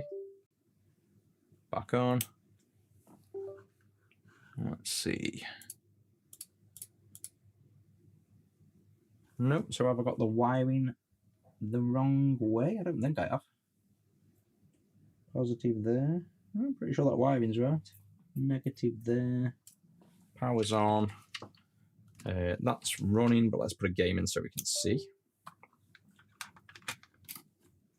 Let's turn it on. Let's just check everything's running. Yeah, so that's all running. Oh, I know why. It's going to be this. See how it's trying to connect there? I think this. I've got this USB cable going through an extension of an extension. So this is a massive USB cable. So it's probably going to struggle. Yeah, it's struggling to connect, but it's connected now. So you can see how we've got basically when you've got the core, you can't really use this application. It just tells you what your device ID is and you can upgrade. So you can't see much with this. The core is meant to be just the product. But you can click high, and basically the high will tell you, if you click into it, you've got details. So we've got the device ID, which is key. It's a core, it's encrypted and signed. This one's ZAC1 because anyone that have come into this room that ZAC will build, I've flagged it with ZAC1. If they go out to the Retro 6 US distributor, they'll be flagged with US, stuff like that. Checking all the RAM isn't corrupt. All good stuff. You don't really need to see much of that as such. What we can do is if I flip this over, and you can see this is running, we can do a, you can do an update for one if this works. Refresh, you can see we can change version. So this will actually download, encrypt, and update. So when I release a new version, all you've got to do is plug it in, click update, refresh, it'll fetch from the server, and then you can just download and update. And it's fully encrypted, so it'll only work on your device. You can't like copy and paste the files over and it just work on another. It's literally for protection, obviously. We can factory reset. So you can click this and it'll reset the entire clean screen. So if I click that now, it'll warn that it's going to reset. This will then obviously hang, do a reset, disconnect, and restart. And now that's all factory reset if you have issues. If you hold the test button on the clean screen, so we hold that under there, it'll freeze. So you can see if you let go and press, kind of freezes the Game Gear. If you keep holding, it'll then say there's no Game Gear because we froze the Game Gear. It'll then give you the version number, 408. It'll then warn you that it's going to reset. And if I let go first, it won't. If you kept that held though, if you just kept the test button held, it'd do the factory reset, so you don't need the PC for that. But now comes the fun stuff. So that's kind of the boring stuff. That's just the... So let's move that out of the way because that looks a bit boring. Before we get into the fun stuff, let's build this up. Now we know it works. One thing you can do, a trick on here as well, is I can remember now that I've got a cable that's got Logitech written on. and it's got it written on the back side. So because this is only going to work one way until we have the FPC cable, I know when I'm plugging it in, I don't want to see the word Logi. I want it to be the other way. So let me just quickly assemble this into the case. So we're just dealing with a proper Game Gear. And then we'll get on to showing off the Pro features and the Ultra features. So for this, we want to put the batteries through the holes in the case. So I want to disconnect that a minute. On the back of here, we have, this is how long it's been since I've done this. Like genuinely, I do all the work and then pass off the assembly. I've literally not physically hand-built a Game Gear for a while, like the last stages of. So the short battery goes in this side because it's by the power board. And then they can go in nice and snug. So they literally are snug, they don't even fall out. And then the long side goes through, I believe we go through, there's two places you can go through. You can bend that pin out the way, or you can go through, there's a little hole here, I think it fits through. Yeah, just about fits through that little hole there, he says. I'm sure it fits through that hole. Maybe it doesn't. So maybe we go through that one. I know you can bend this tab out and go through that hole, because I remember doing it. But I thought just about, I'm sure if you get it just about angle, you can fit it through this little hole in the corner here. I think it's just about getting the angle right. Just obviously, you don't want to really be pushing it with tweezers because you can short the two pins out. You don't want to be shorting the battery out, but if we're careful, let me see if I can get that through.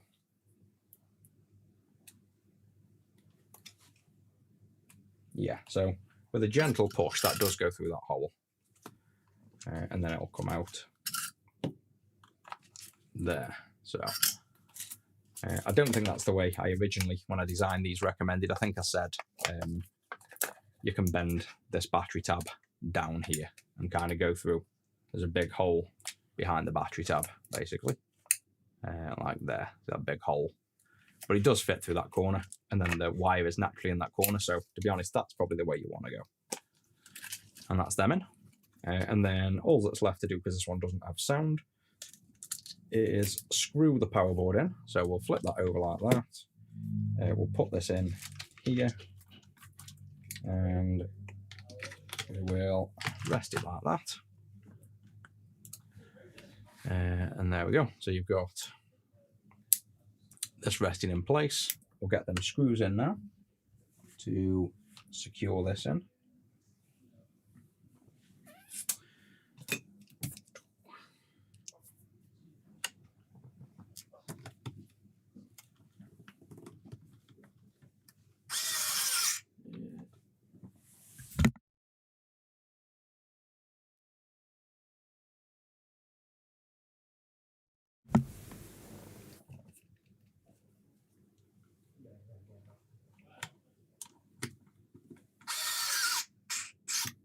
There we go. So that's in, and now we flip over. We just got to connect these batteries. So battery 1 will go into here, and battery 2 has got a, suppose you need to see this angle. Battery 2 has got a big wire. Can't remember where this goes. I think it goes around here, all the way around like that, up, and something like that. Yeah, so I think that's where it goes. Should know I made this, it's just I made it 5 years ago. There we go. So that's them batteries in. And now, if we flip over, try and keep that in position. Oh, also check on here while we're here. Make sure, because some of these ship with VREF bypass on by mistake. So see this little switch here. VREF bypass is like a test. So see how that's on now? It wasn't, I don't think. Make sure it's on this side off, otherwise your fast on off won't work. 34 volts is, yep, off at the minute, because we don't want that going into the system. So I think that's it. It's plugged into the board. we've got no audio on this. Like we say, the audio didn't work, but it's not a video on showing you the audio, so I'm just literally going to ignore that. Take the game out the back. Make sure these little blue wires we had don't get caught and broke. And then we can put the thing physically together like that. So now let's just do one last sanity check before we put some screws in the back. Let's bring up the software again, which still thinks it's connected until you click hi, and then it will realize it's not connected. And then we want the part without the Logitech going in, because we know that's the way this port works on ours. Turn on. Obviously, we've got no Sonic in at the minute. It's connected, and I'm pretty sure that'll auto-connect. There we go. So that's working. So we're good to put some screws in here. Oh, this is, I was like, why can I see the clean screen there? This is a prototype shell, so we haven't got the metal. Where's the casing? We haven't got the metal cover on. That cover. So I'll transplant that over if anybody wants to buy this limited edition purple that completely looks blue on stream because of the camera. So I'm only going to put a few screws in this, considering we'll be opening it back up. That'll be the longer screws that come in the kit. So let's just chuck a few of them in. And then I'll fix the audio and the metal cage and stuff like that after. But like I say, this is meant to be a video for those that have just brought the clean screen until I do another video in a few days. So I don't want to drag this video too much into non-clean screeny stuff. Right, so there's the console. So now we can work with it a bit easier. So we have Sonic going in. Let's look at some good stuff then. So plug the cable in. Clean screen's what it is. Looks nice. You can see it yourself.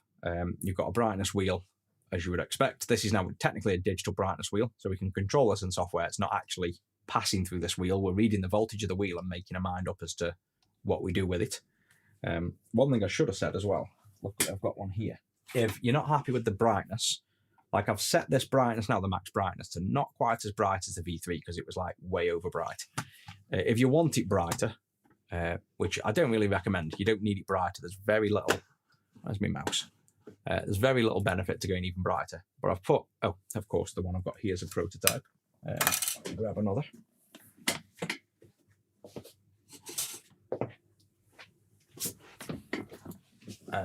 You've got a little brighter blob here. So if you really want to, bridge this over here, and it will make the screen's overall brightness brighter. You know, the max brightness is brighter. We have SD screen, ignore that. That is potentially a future thing where I might make it work with the older resolution screens to sell it for a bit cheaper. Don't know whether I'll do that or not yet. This test button, if you wanted to, you can solder 2 wires here and put a button anywhere else or a capacitive touch. And then this test button in Pro can be mapped to anything, taking screenshots, debug information, do whatever you like. So there's 2 pads there for exporting this as like a test button, if you will, to do other things. SD card's coming, so that's not out yet. That's the NeoPixel ID. So this is, I haven't done the code for this yet. It's pretty much not written yet, but I'll do it shortly. If you wanted to put LEDs, your own, all throughout the shell, there's an extra pin here for Neo.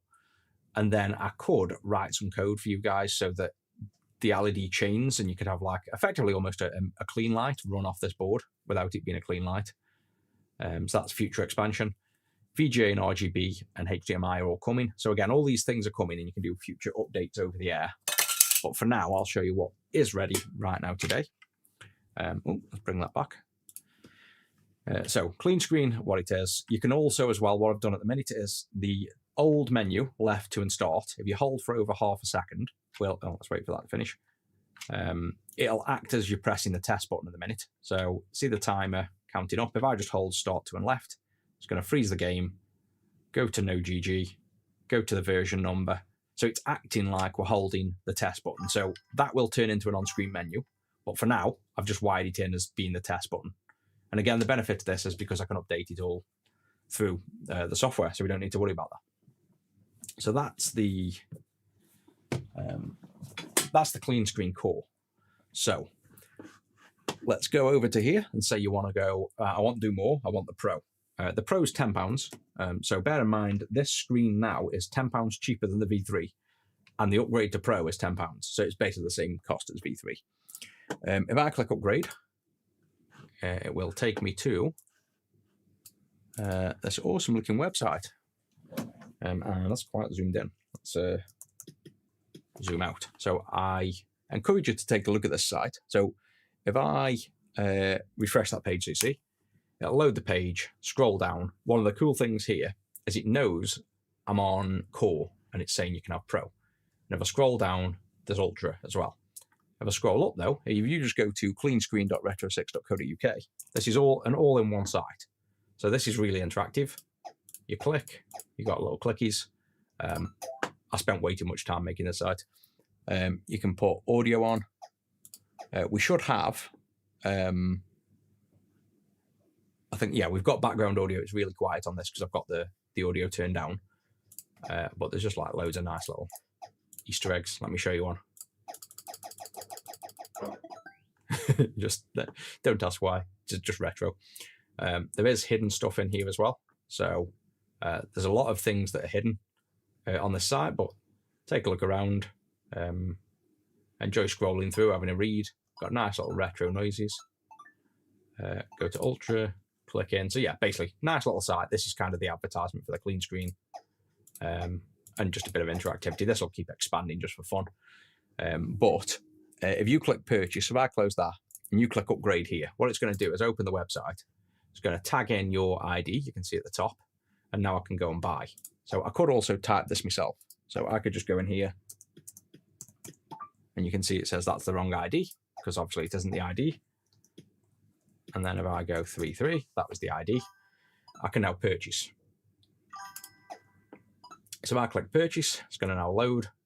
If I drag this off out the way a minute, it's only on the demo mode. I'll put this live later, but let me just fill out this with random info. And then I'll literally flick the switch before any of you guys can do much with this, because no doubt everybody's going to be trying to buy random stuff on here now it's on the stream. But right, so go back over. There's just some random card info. I'm going to complete payment. Now, a cool thing, I've written all this, by the way, so literally everything about this whole thing I've written: the website, the key generation, the encryption, the purchasing, the CleanScreen. Because I've written all of it, when I buy this, it's going to message me in Discord and tell me that I've bought, which is cool. So if I click buy, it's going to buy. And if you listen, maybe you'll hear Discord go off if I've got it open. There's that. I don't think I've got Discord open. Let me open it up.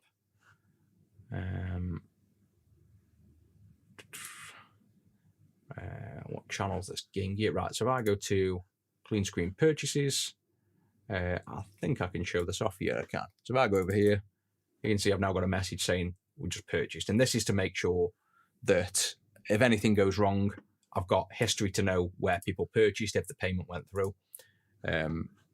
And that's pretty much it. So it's telling you it's successful. So watch this now. If everything's worked, this is the first time, I can close this down. And then I'm here, just click refresh. So you see how it says core here? Just click refresh. It didn't work. Oh, it does, yeah. So there we go, Pro. Just that click refresh twice. So now we've unlocked everything. So watch this. Screenshot. Give me a screenshot. Why is my screenshot not there? Right click, fill. Oh, I think I broke my little...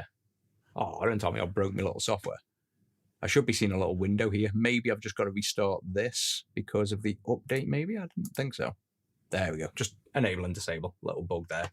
So there's the screenshot. So we've got Sonic here. Say we're jumping around and we pause, I don't know, pause the game there. We could capture screenshot. And there's a screenshot. Now, this isn't just on there. Click this. Click here where we did the screenshot. Click there. And it's opened up on my other window. So let's drag that over. And you can see it's saved a super high res. Stop going to the other window. Super high res, pixel perfect capture of Sonic. Now this isn't redrawn. This is the live frame data coming off the Game Gear. This isn't like reinterpreted. This is the actual pixel data off the Game Gear, and it's captured them screenshots. So if you just wanted to do screenshots alone, you could do it basically. So that's one feature. And again, all these features are going to be stuff that I can add and work on. Scanlines is wicked. So let me show you. Overlay. The screen has faded last I checked, but makes me want to put my GG in the garage. I think I've missed some. I'm not reading messages too much, by the way, at the minute, because obviously I'm showing all this off. So apologies if I'm missing. That's a nice. Oh yeah, I didn't show you the alignment as well. Apologies if I'm missing some of the chat, because obviously I'm trying to do this video on really the install of this. So brightness up and down. That's got a bit of glare on from there we go. Tilt that up. That's more like what it looks like. Scan lines. Where's my mouse? There we go. Now, doesn't look as cool on the camera there. Probably just the focus distance. Maybe I'll just slightly blur it. Like maybe there is how my eyes perceive it. But scan lines are just really, really nice. Let's toggle this on and off a minute. I just want to see let it run and animate, so I don't have to keep leaving it static. Yeah, on screen that looks meh, but in person, honestly, that's like really nice. I love the scan lines. They're like natural. I know the Game Gear was vertical, but I much prefer these. So you turn them off, turn them on, and obviously it all depends on the focal range. So if I really focus in, I could probably like zoom in to show you the pixels closer, and then focus there. So if we toggle the scan lines on and off, you can see pixel perfect scan lines are like really nice. But in person, they look lovely. Like, I don't think they look that good on, maybe get just the right angle, they look good. That's that. You can pause the Game Gear capture, resume it. Don't ask why, just did that so you could. Maybe you just want to, pause and restart. Obviously, it then thinks there's no Game Gear because I've paused it. So if I click pause, the other thing you can see at the bottom here, these green, the VSync and HSync. If you haven't got an oscilloscope, you can now, this will tell you the Game Gear's actual HSync and VSync frequency, not just if they're there or not. So if you mix these up, it'll say the VSync is running at 15 kilohertz and the HSync is running at 50 or 60 kilohertz, 60 hertz rather. So it's like an oscilloscope built in. The white wheel as well. If I turn the brightness up and down, see that wheel going up and down now? So you've got live brightness visuals, so you can see all that happening.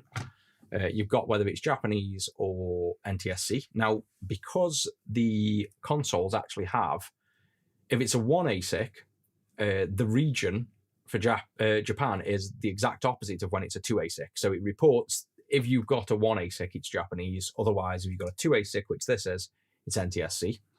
The mode is Game Gear, so it knows it's Game Gear. It obviously works with SMS as well. And then what else have we got? We've got the restart. So if I click restart, that just restarts the clean screen if you've got issues. You've got the update, which is for, again, doing updates when I release new versions. It's as simple as click refresh, click this button, click update, and it'll do the update for you. Save and load settings are really just debugging. It's like, do you need to save? And if you save settings, it'll like kind of flick the screen on and off. At the minute, there might be a few bugs in this, by the way, the Pro side, because this is very early on. But if you get issues, just literally bear with me or report them on Discord and I'll fix them. And then this is a cool one. I don't know whether I've fully flagged this out yet to work clean. But if I go to, say, Angel 6, Wallpapers, Nature, this should hopefully work.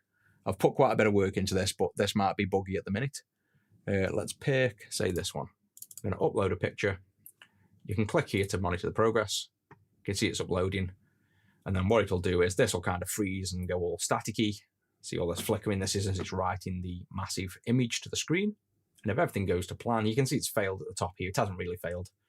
And there's now the splash screen I just uploaded from the PC. See how it's corrupt at the bottom? It isn't quite right yet. So we can probably try that again. That might also be because this USB cable on about is really long and it might be corrupting that data.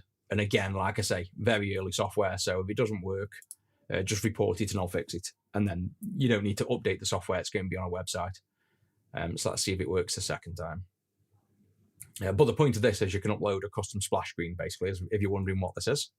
Yes, that's just I'll have to fix that code. It's basically like corrupt at the bottom. So now if I turn off the Game Gear and turn it back on, you'll get that custom boot screen, and then the actual console loads. So that's the point of that that feature. If it goes off as well, see how the software's kind of gone off. If you click high, it re-attempts to connect and re-enable everything, because obviously as you turn it on and off, you're disconnecting the USB. So let's try, I don't know, let's try this one. See if it works. But again, like I say, don't worry about if there's any bugs in software, because this is all completely user updatable.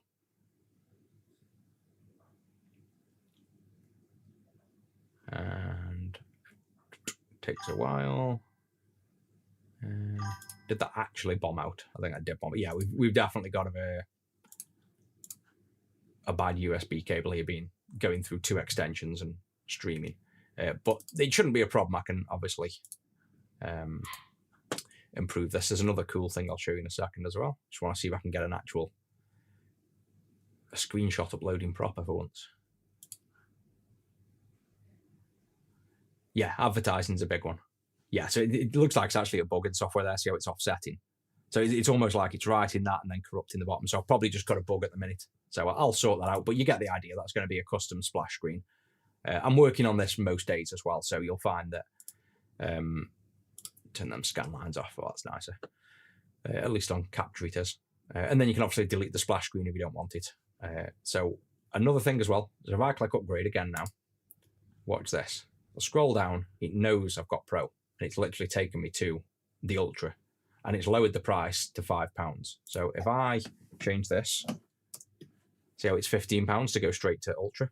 And if I put the code in, it knows I'm on that. Even if you go up here and go, oh, right, I'm in here, you delete that. It knows, like, obviously if I delete 2 characters, say, and I put a valid ID in, it instantly knows you're on Pro, moves you down to Ultra. If you try to buy Pro, tells you you've got Pro. And then for Ultra, you can click the same. You click buy, it'll open up, you'll enter the £5 extra, you'll go back to the site, and then it tells you to refresh. And that's how easy the purchase is, basically. And then, yeah, I've added loads of little things. Typing noises, clicking noises, little jingles, you know, just so you enjoy the site when you're on it, really. So it's not just a boring site. It was a really boring shit site originally, but now it's got all them features. And then this is the final now. See the screen here? See the screen here? Watch this. Zoom in and out with the wheel. Drag around. Tell me that isn't cool. Right click, fit or fill. So that's integer scale going through the shell. Right click, fit. And the fit is actually in the software. I haven't updated it yet to where it is. So see how the fit's like, obviously not right there yet. You can also see how it says resize GG. You can just type the commands in here. So it says resize GG, X, Y, width, height. So we could say resize GG, go to the top left, 0, 0, make it 100 pixels and 100 pixels. Super small screen. And then, I don't want it there, I want it dragged around here. And then sometimes, by the way, this will crash and reset because I haven't perfected the... there's one glitch where when it saves to flash, sometimes it'll crash, basically. So see how the screen's disappeared here? I don't know whether. Just on and off. Maybe the disable and enable will bring that back. Let me see. Yeah, it's just like a glitch in this. I'm still working on this because I've got another thing where instead of just dragging and dropping here, you can also use the left and right arrows to move it left and right, up and down. You can hold shift to do 1 pixel at a time for pixel perfect positioning. So if I'm moving left and right, I can get really accurate. You can obviously, this is the original 1-to-1 scale. So that's the size of actual, that's the Game Gear base. That's the real pixel perfect 1-to-1 scale. And then, oh yeah, so another cool thing, say for whatever reason, you want a massive Sonic on screen. So if we do the, let's turn him on and off. There's my little custom corrupt splash screen. If we get Sonic to appear on here, what I'm going to do then make sure this is connected. So say this Sonic, you just wanted to see Sonic massive on screen. Or I'll tell you what, actually, it's more about when you go to the gameplay. This is just because you can kind of thing. It's not a main thing. Difference between Pro and Ultra. At the minute, the Ultra is going to be the one with HDMI and SD card support. That's the plan for the Ultra. The Pro will have everything except those two things at the minute. So say you're running around with Sonic like this, and I don't know, you just want to see a massive Sonic because you can. If you were to just screen capture now, it's going to grab Sonic in that position. So now I can just scale him in visually on the PC, drag him to exactly where I want him, and I know he's going to be right there. Then I can unpause the game and now play with a giant Sonic. Like, it's just, I don't know why you want that, but you can have it. And I don't think I put some crazy limit on the size. I think I put like 5,000, so I think you can do resize, even Sonic saying, why would I want to do that? Resize GG, I don't know, minus 2,000, minus 2,000, 5,000, 5,000. There you go. That's your coin counter. And then you could drag this around and make Sonic ridiculous. Like, there he is. Whoever wanted to see Sonic like that. And then left and right. And where is he? So yeah, just crazy stuff we can do. But if you've got any suggestions of what you want to see or what you want added, just let me know, because basically this is the first release. This is just a hint at what it can do and the benefits of having this. And then if you want to, I guess, know more, or if you want to add features, just let me know, because now they're all out. You can basically plug them into PC, use that website, and update the code. I could write custom code just for you if you really wanted something special, or features that you wanted. That's basically the point of it. And obviously it's perfectly integer scale. So see how I've got as well now, I've moved the screen around, it's not scaled. If I just hold left 2 and start, let it go through its process, it should tell me, there you go, 408, it's going to say it's going to reset, and then it'll just do a factory reset and reposition the screen perfectly. And there you go, now we've got back to perfectly around the edge. And if you went over the top like that, and held the buttons for a short time, you'll see that pixel outline is perfectly aligned, basically. No need for EverDrive with Ultra. There is. Quite a few people have wanted that. They think because of how powerful it is and the fact we can show things on screen and do things, it's not connected to the cartridge pins. So technically, no. I'm sure it's something I could do. Obviously, a different board, but yeah, there's that. Mod passwords, yeah, there already is stuff like that. There's already a lot baked in that you can't see, and that suppliers like Retro6US has got some abilities in here you can't see that he can enable to do other things. I've obviously got an entire admin backend that I can encrypt these things, program them, upgrade them, bypass everything, obviously because I can. So yeah, there's a lot for this, but because I've written absolutely everything from start to finish of this entire product, it means that we can do anything from now. So this is, like I say, the starting point. This is the Game Gear CleanScreen that now should be the final one we need, because we can update anything we want and do anything we want with it. So anything you guys want to see, just literally post it in Discord or drop an email or a message, and definitely let me know your feedback on this. Hopefully it works for everyone. Like I say, any bugs you come across, just report them. It's literally, it's not even like, it's had 0.08 revision, so it's had 8 minor revisions from the point of me getting the code just good enough to release, because obviously we ran out of V3s and I had to make V4s, and I wasn't expecting the V3s to...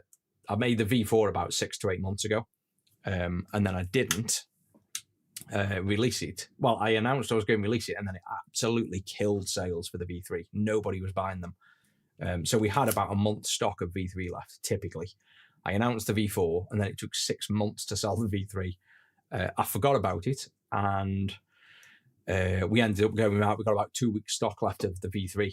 So I was like, oh shit, I'm going to have to wrap up this V4. Because I got it to a point where it was proof of concept. I knew it was possible. And then because the V3 sales slowed down, I just stopped working on it. So I had to pull out all the stocks back out, finish the product, and then I forgot how much was involved in, like, it wasn't just the CleanScreen. It was like, oh yeah, I need a distribution server. oh shit, I need encryption. Oh, I need this, that, the other.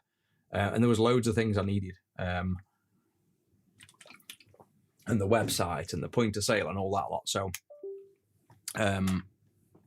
yeah, it took a lot of my time, more than I was expecting to actually have to do, basically. The shell have a bigger screen. All you need to do for the shell is cut a slight window out. So we'll probably offer CNC'd windows that then, when you turn on, you can change the resolution to be integer scale. But to be honest, because these are so close to integer scaled, even when they're scaled up, you don't really notice the, even if they're not perfectly integer scaled on every line, like this is technically a few pixels off. You just don't notice because the screen is 4 times the resolution of the old one. But yeah, we've had a few people want to widen the window. I think we'll let people see it first, see if it's still really that big of a demand. And if it is, then I guess we'll get some of the shells CNC'd so that you guys can actually, not have to cut them yourself and they can be fairly clean. Oh, I went down the hole now. But yeah, that's it for this one, guys. It's pretty much the initial video of the V4. So anyone that's brought it can at least now see how to install it. And then what I'll do is I'll do a single video. So I'll do a video then on like just installing the CleanScreen. I'll then do probably a video on the pro features and the upgrades and the website and stuff. Do like separate, specific videos that aren't dragged out. So people that want to see how to install it don't have to watch technically just a live stream. But in the rush, this was the solution. I really needed to get a video out because we've literally sent hundreds of them out today, and this is the only content on it. Like there is no other content. This is the only video you're going to find on how to install this at the minute. So at least it's worked, gone to plan. I was hoping it was because, like I say, they're all out the door. But yeah, keep me posted on problems. I don't expect this to be an easy and straightforward run. The V3 was certainly a pain when we first released it. And to be honest, it's still a bit of a pain every now and then, but it's matured. But yeah, I don't expect it in any way to just be, oh, I've released it and it works perfect. But the beauty of this is any problems we can update. So it's not a problem. Like the V3 was, like everybody else's boards, FPGAs, they're flashed once, they're encrypted, and you're screwed if there's a bug. That's why you have to really make them. I'm not saying you don't have to make these good, but there's a bit less pressure on the V4 that I'm not too worried that I know there's a few little glitches because I can just roll out an update. So it really takes the pressure off. And bear in mind, this is a Raspberry Pi Pico that is not meant to be able to do what it's doing. Like I have abused the PIOs on this Pico. It should not be capable of doing all this stuff. It's also got VGA, simultaneous VGA output as soon as I finish that code, as well as HDMI. So it's driving a triple buffer in the Game Gear, an LCD at 640, locking at 60 frames a second while the Game Gear can run at 50 or 60, outputting to HDMI, running a full USB protocol, updating an LED, reading an SD card. It's like ridiculous how much I've crammed into this, but it's doing it, which is the important thing, and it's cheaper than the V3. So hopefully people will enjoy this and will, well, based on the sales, they're crazy. This is, I think, it's probably the fastest selling CleanScreen we've had. I don't think we've sold 260 at the very first day of release. Like, I know they've been pre-orders, but I think we sold 160 of them in the last week.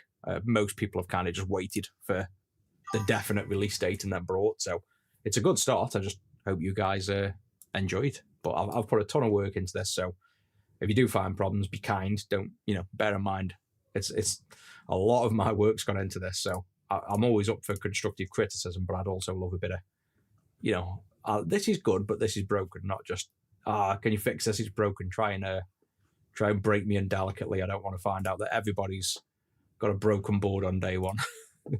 But hopefully this will just work. The only thing I'd say is when you're doing the little pre-test when you plug in, just remember you can get it, as well as like if you get any dirty power at the minute can make the screen flicker a little bit. Something I want to try and work on in software, But if you get like a little screen glitch, it might be a power supply. Like you saw, I think you saw at the very end, where just before I turned it off, probably because this was plugged into the PC, it was adding a little bit of noise. So when you're on the PC with this, you can get a bit of crossover noise from your PC. So you might get a bit of glitching while it's plugged into the PC, messing around with the settings. But when it's on normally, hopefully you shouldn't. But yeah, that's it for this one, guys. I might go bring Rusty in a minute because I keep saying I will. And you haven't seen Rusty in ages. Is that fully zoomed out? Yeah, so I'll bring him in. He can just about fit on here. I think I can swing that around like that. Yeah, let's go get Rusty.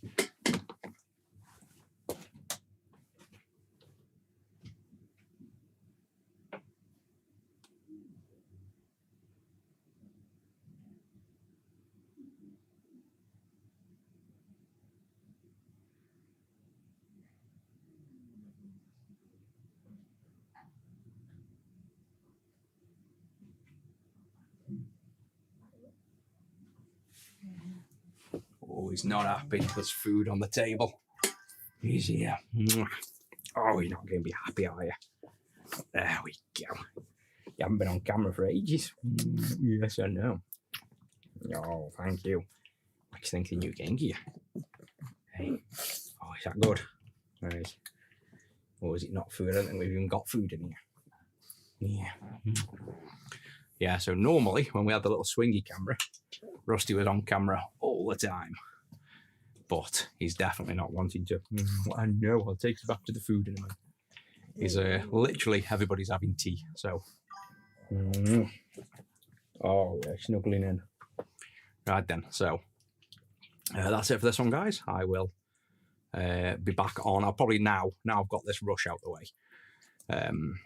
I'll probably take my time and catch up with a load of other stuff. I've got software work to do. I've got obviously the other businesses that I run as well, so I've got to catch up on all them. Thank you. Yes. And this has been crazy. I've been like flat out on this for a few weeks, so I'll probably not be on stream for a couple of days while I catch up with everything else. But then I will be back. You can't be seen on the vertical. No one can see you. See if I can turn that. Oh, there he is.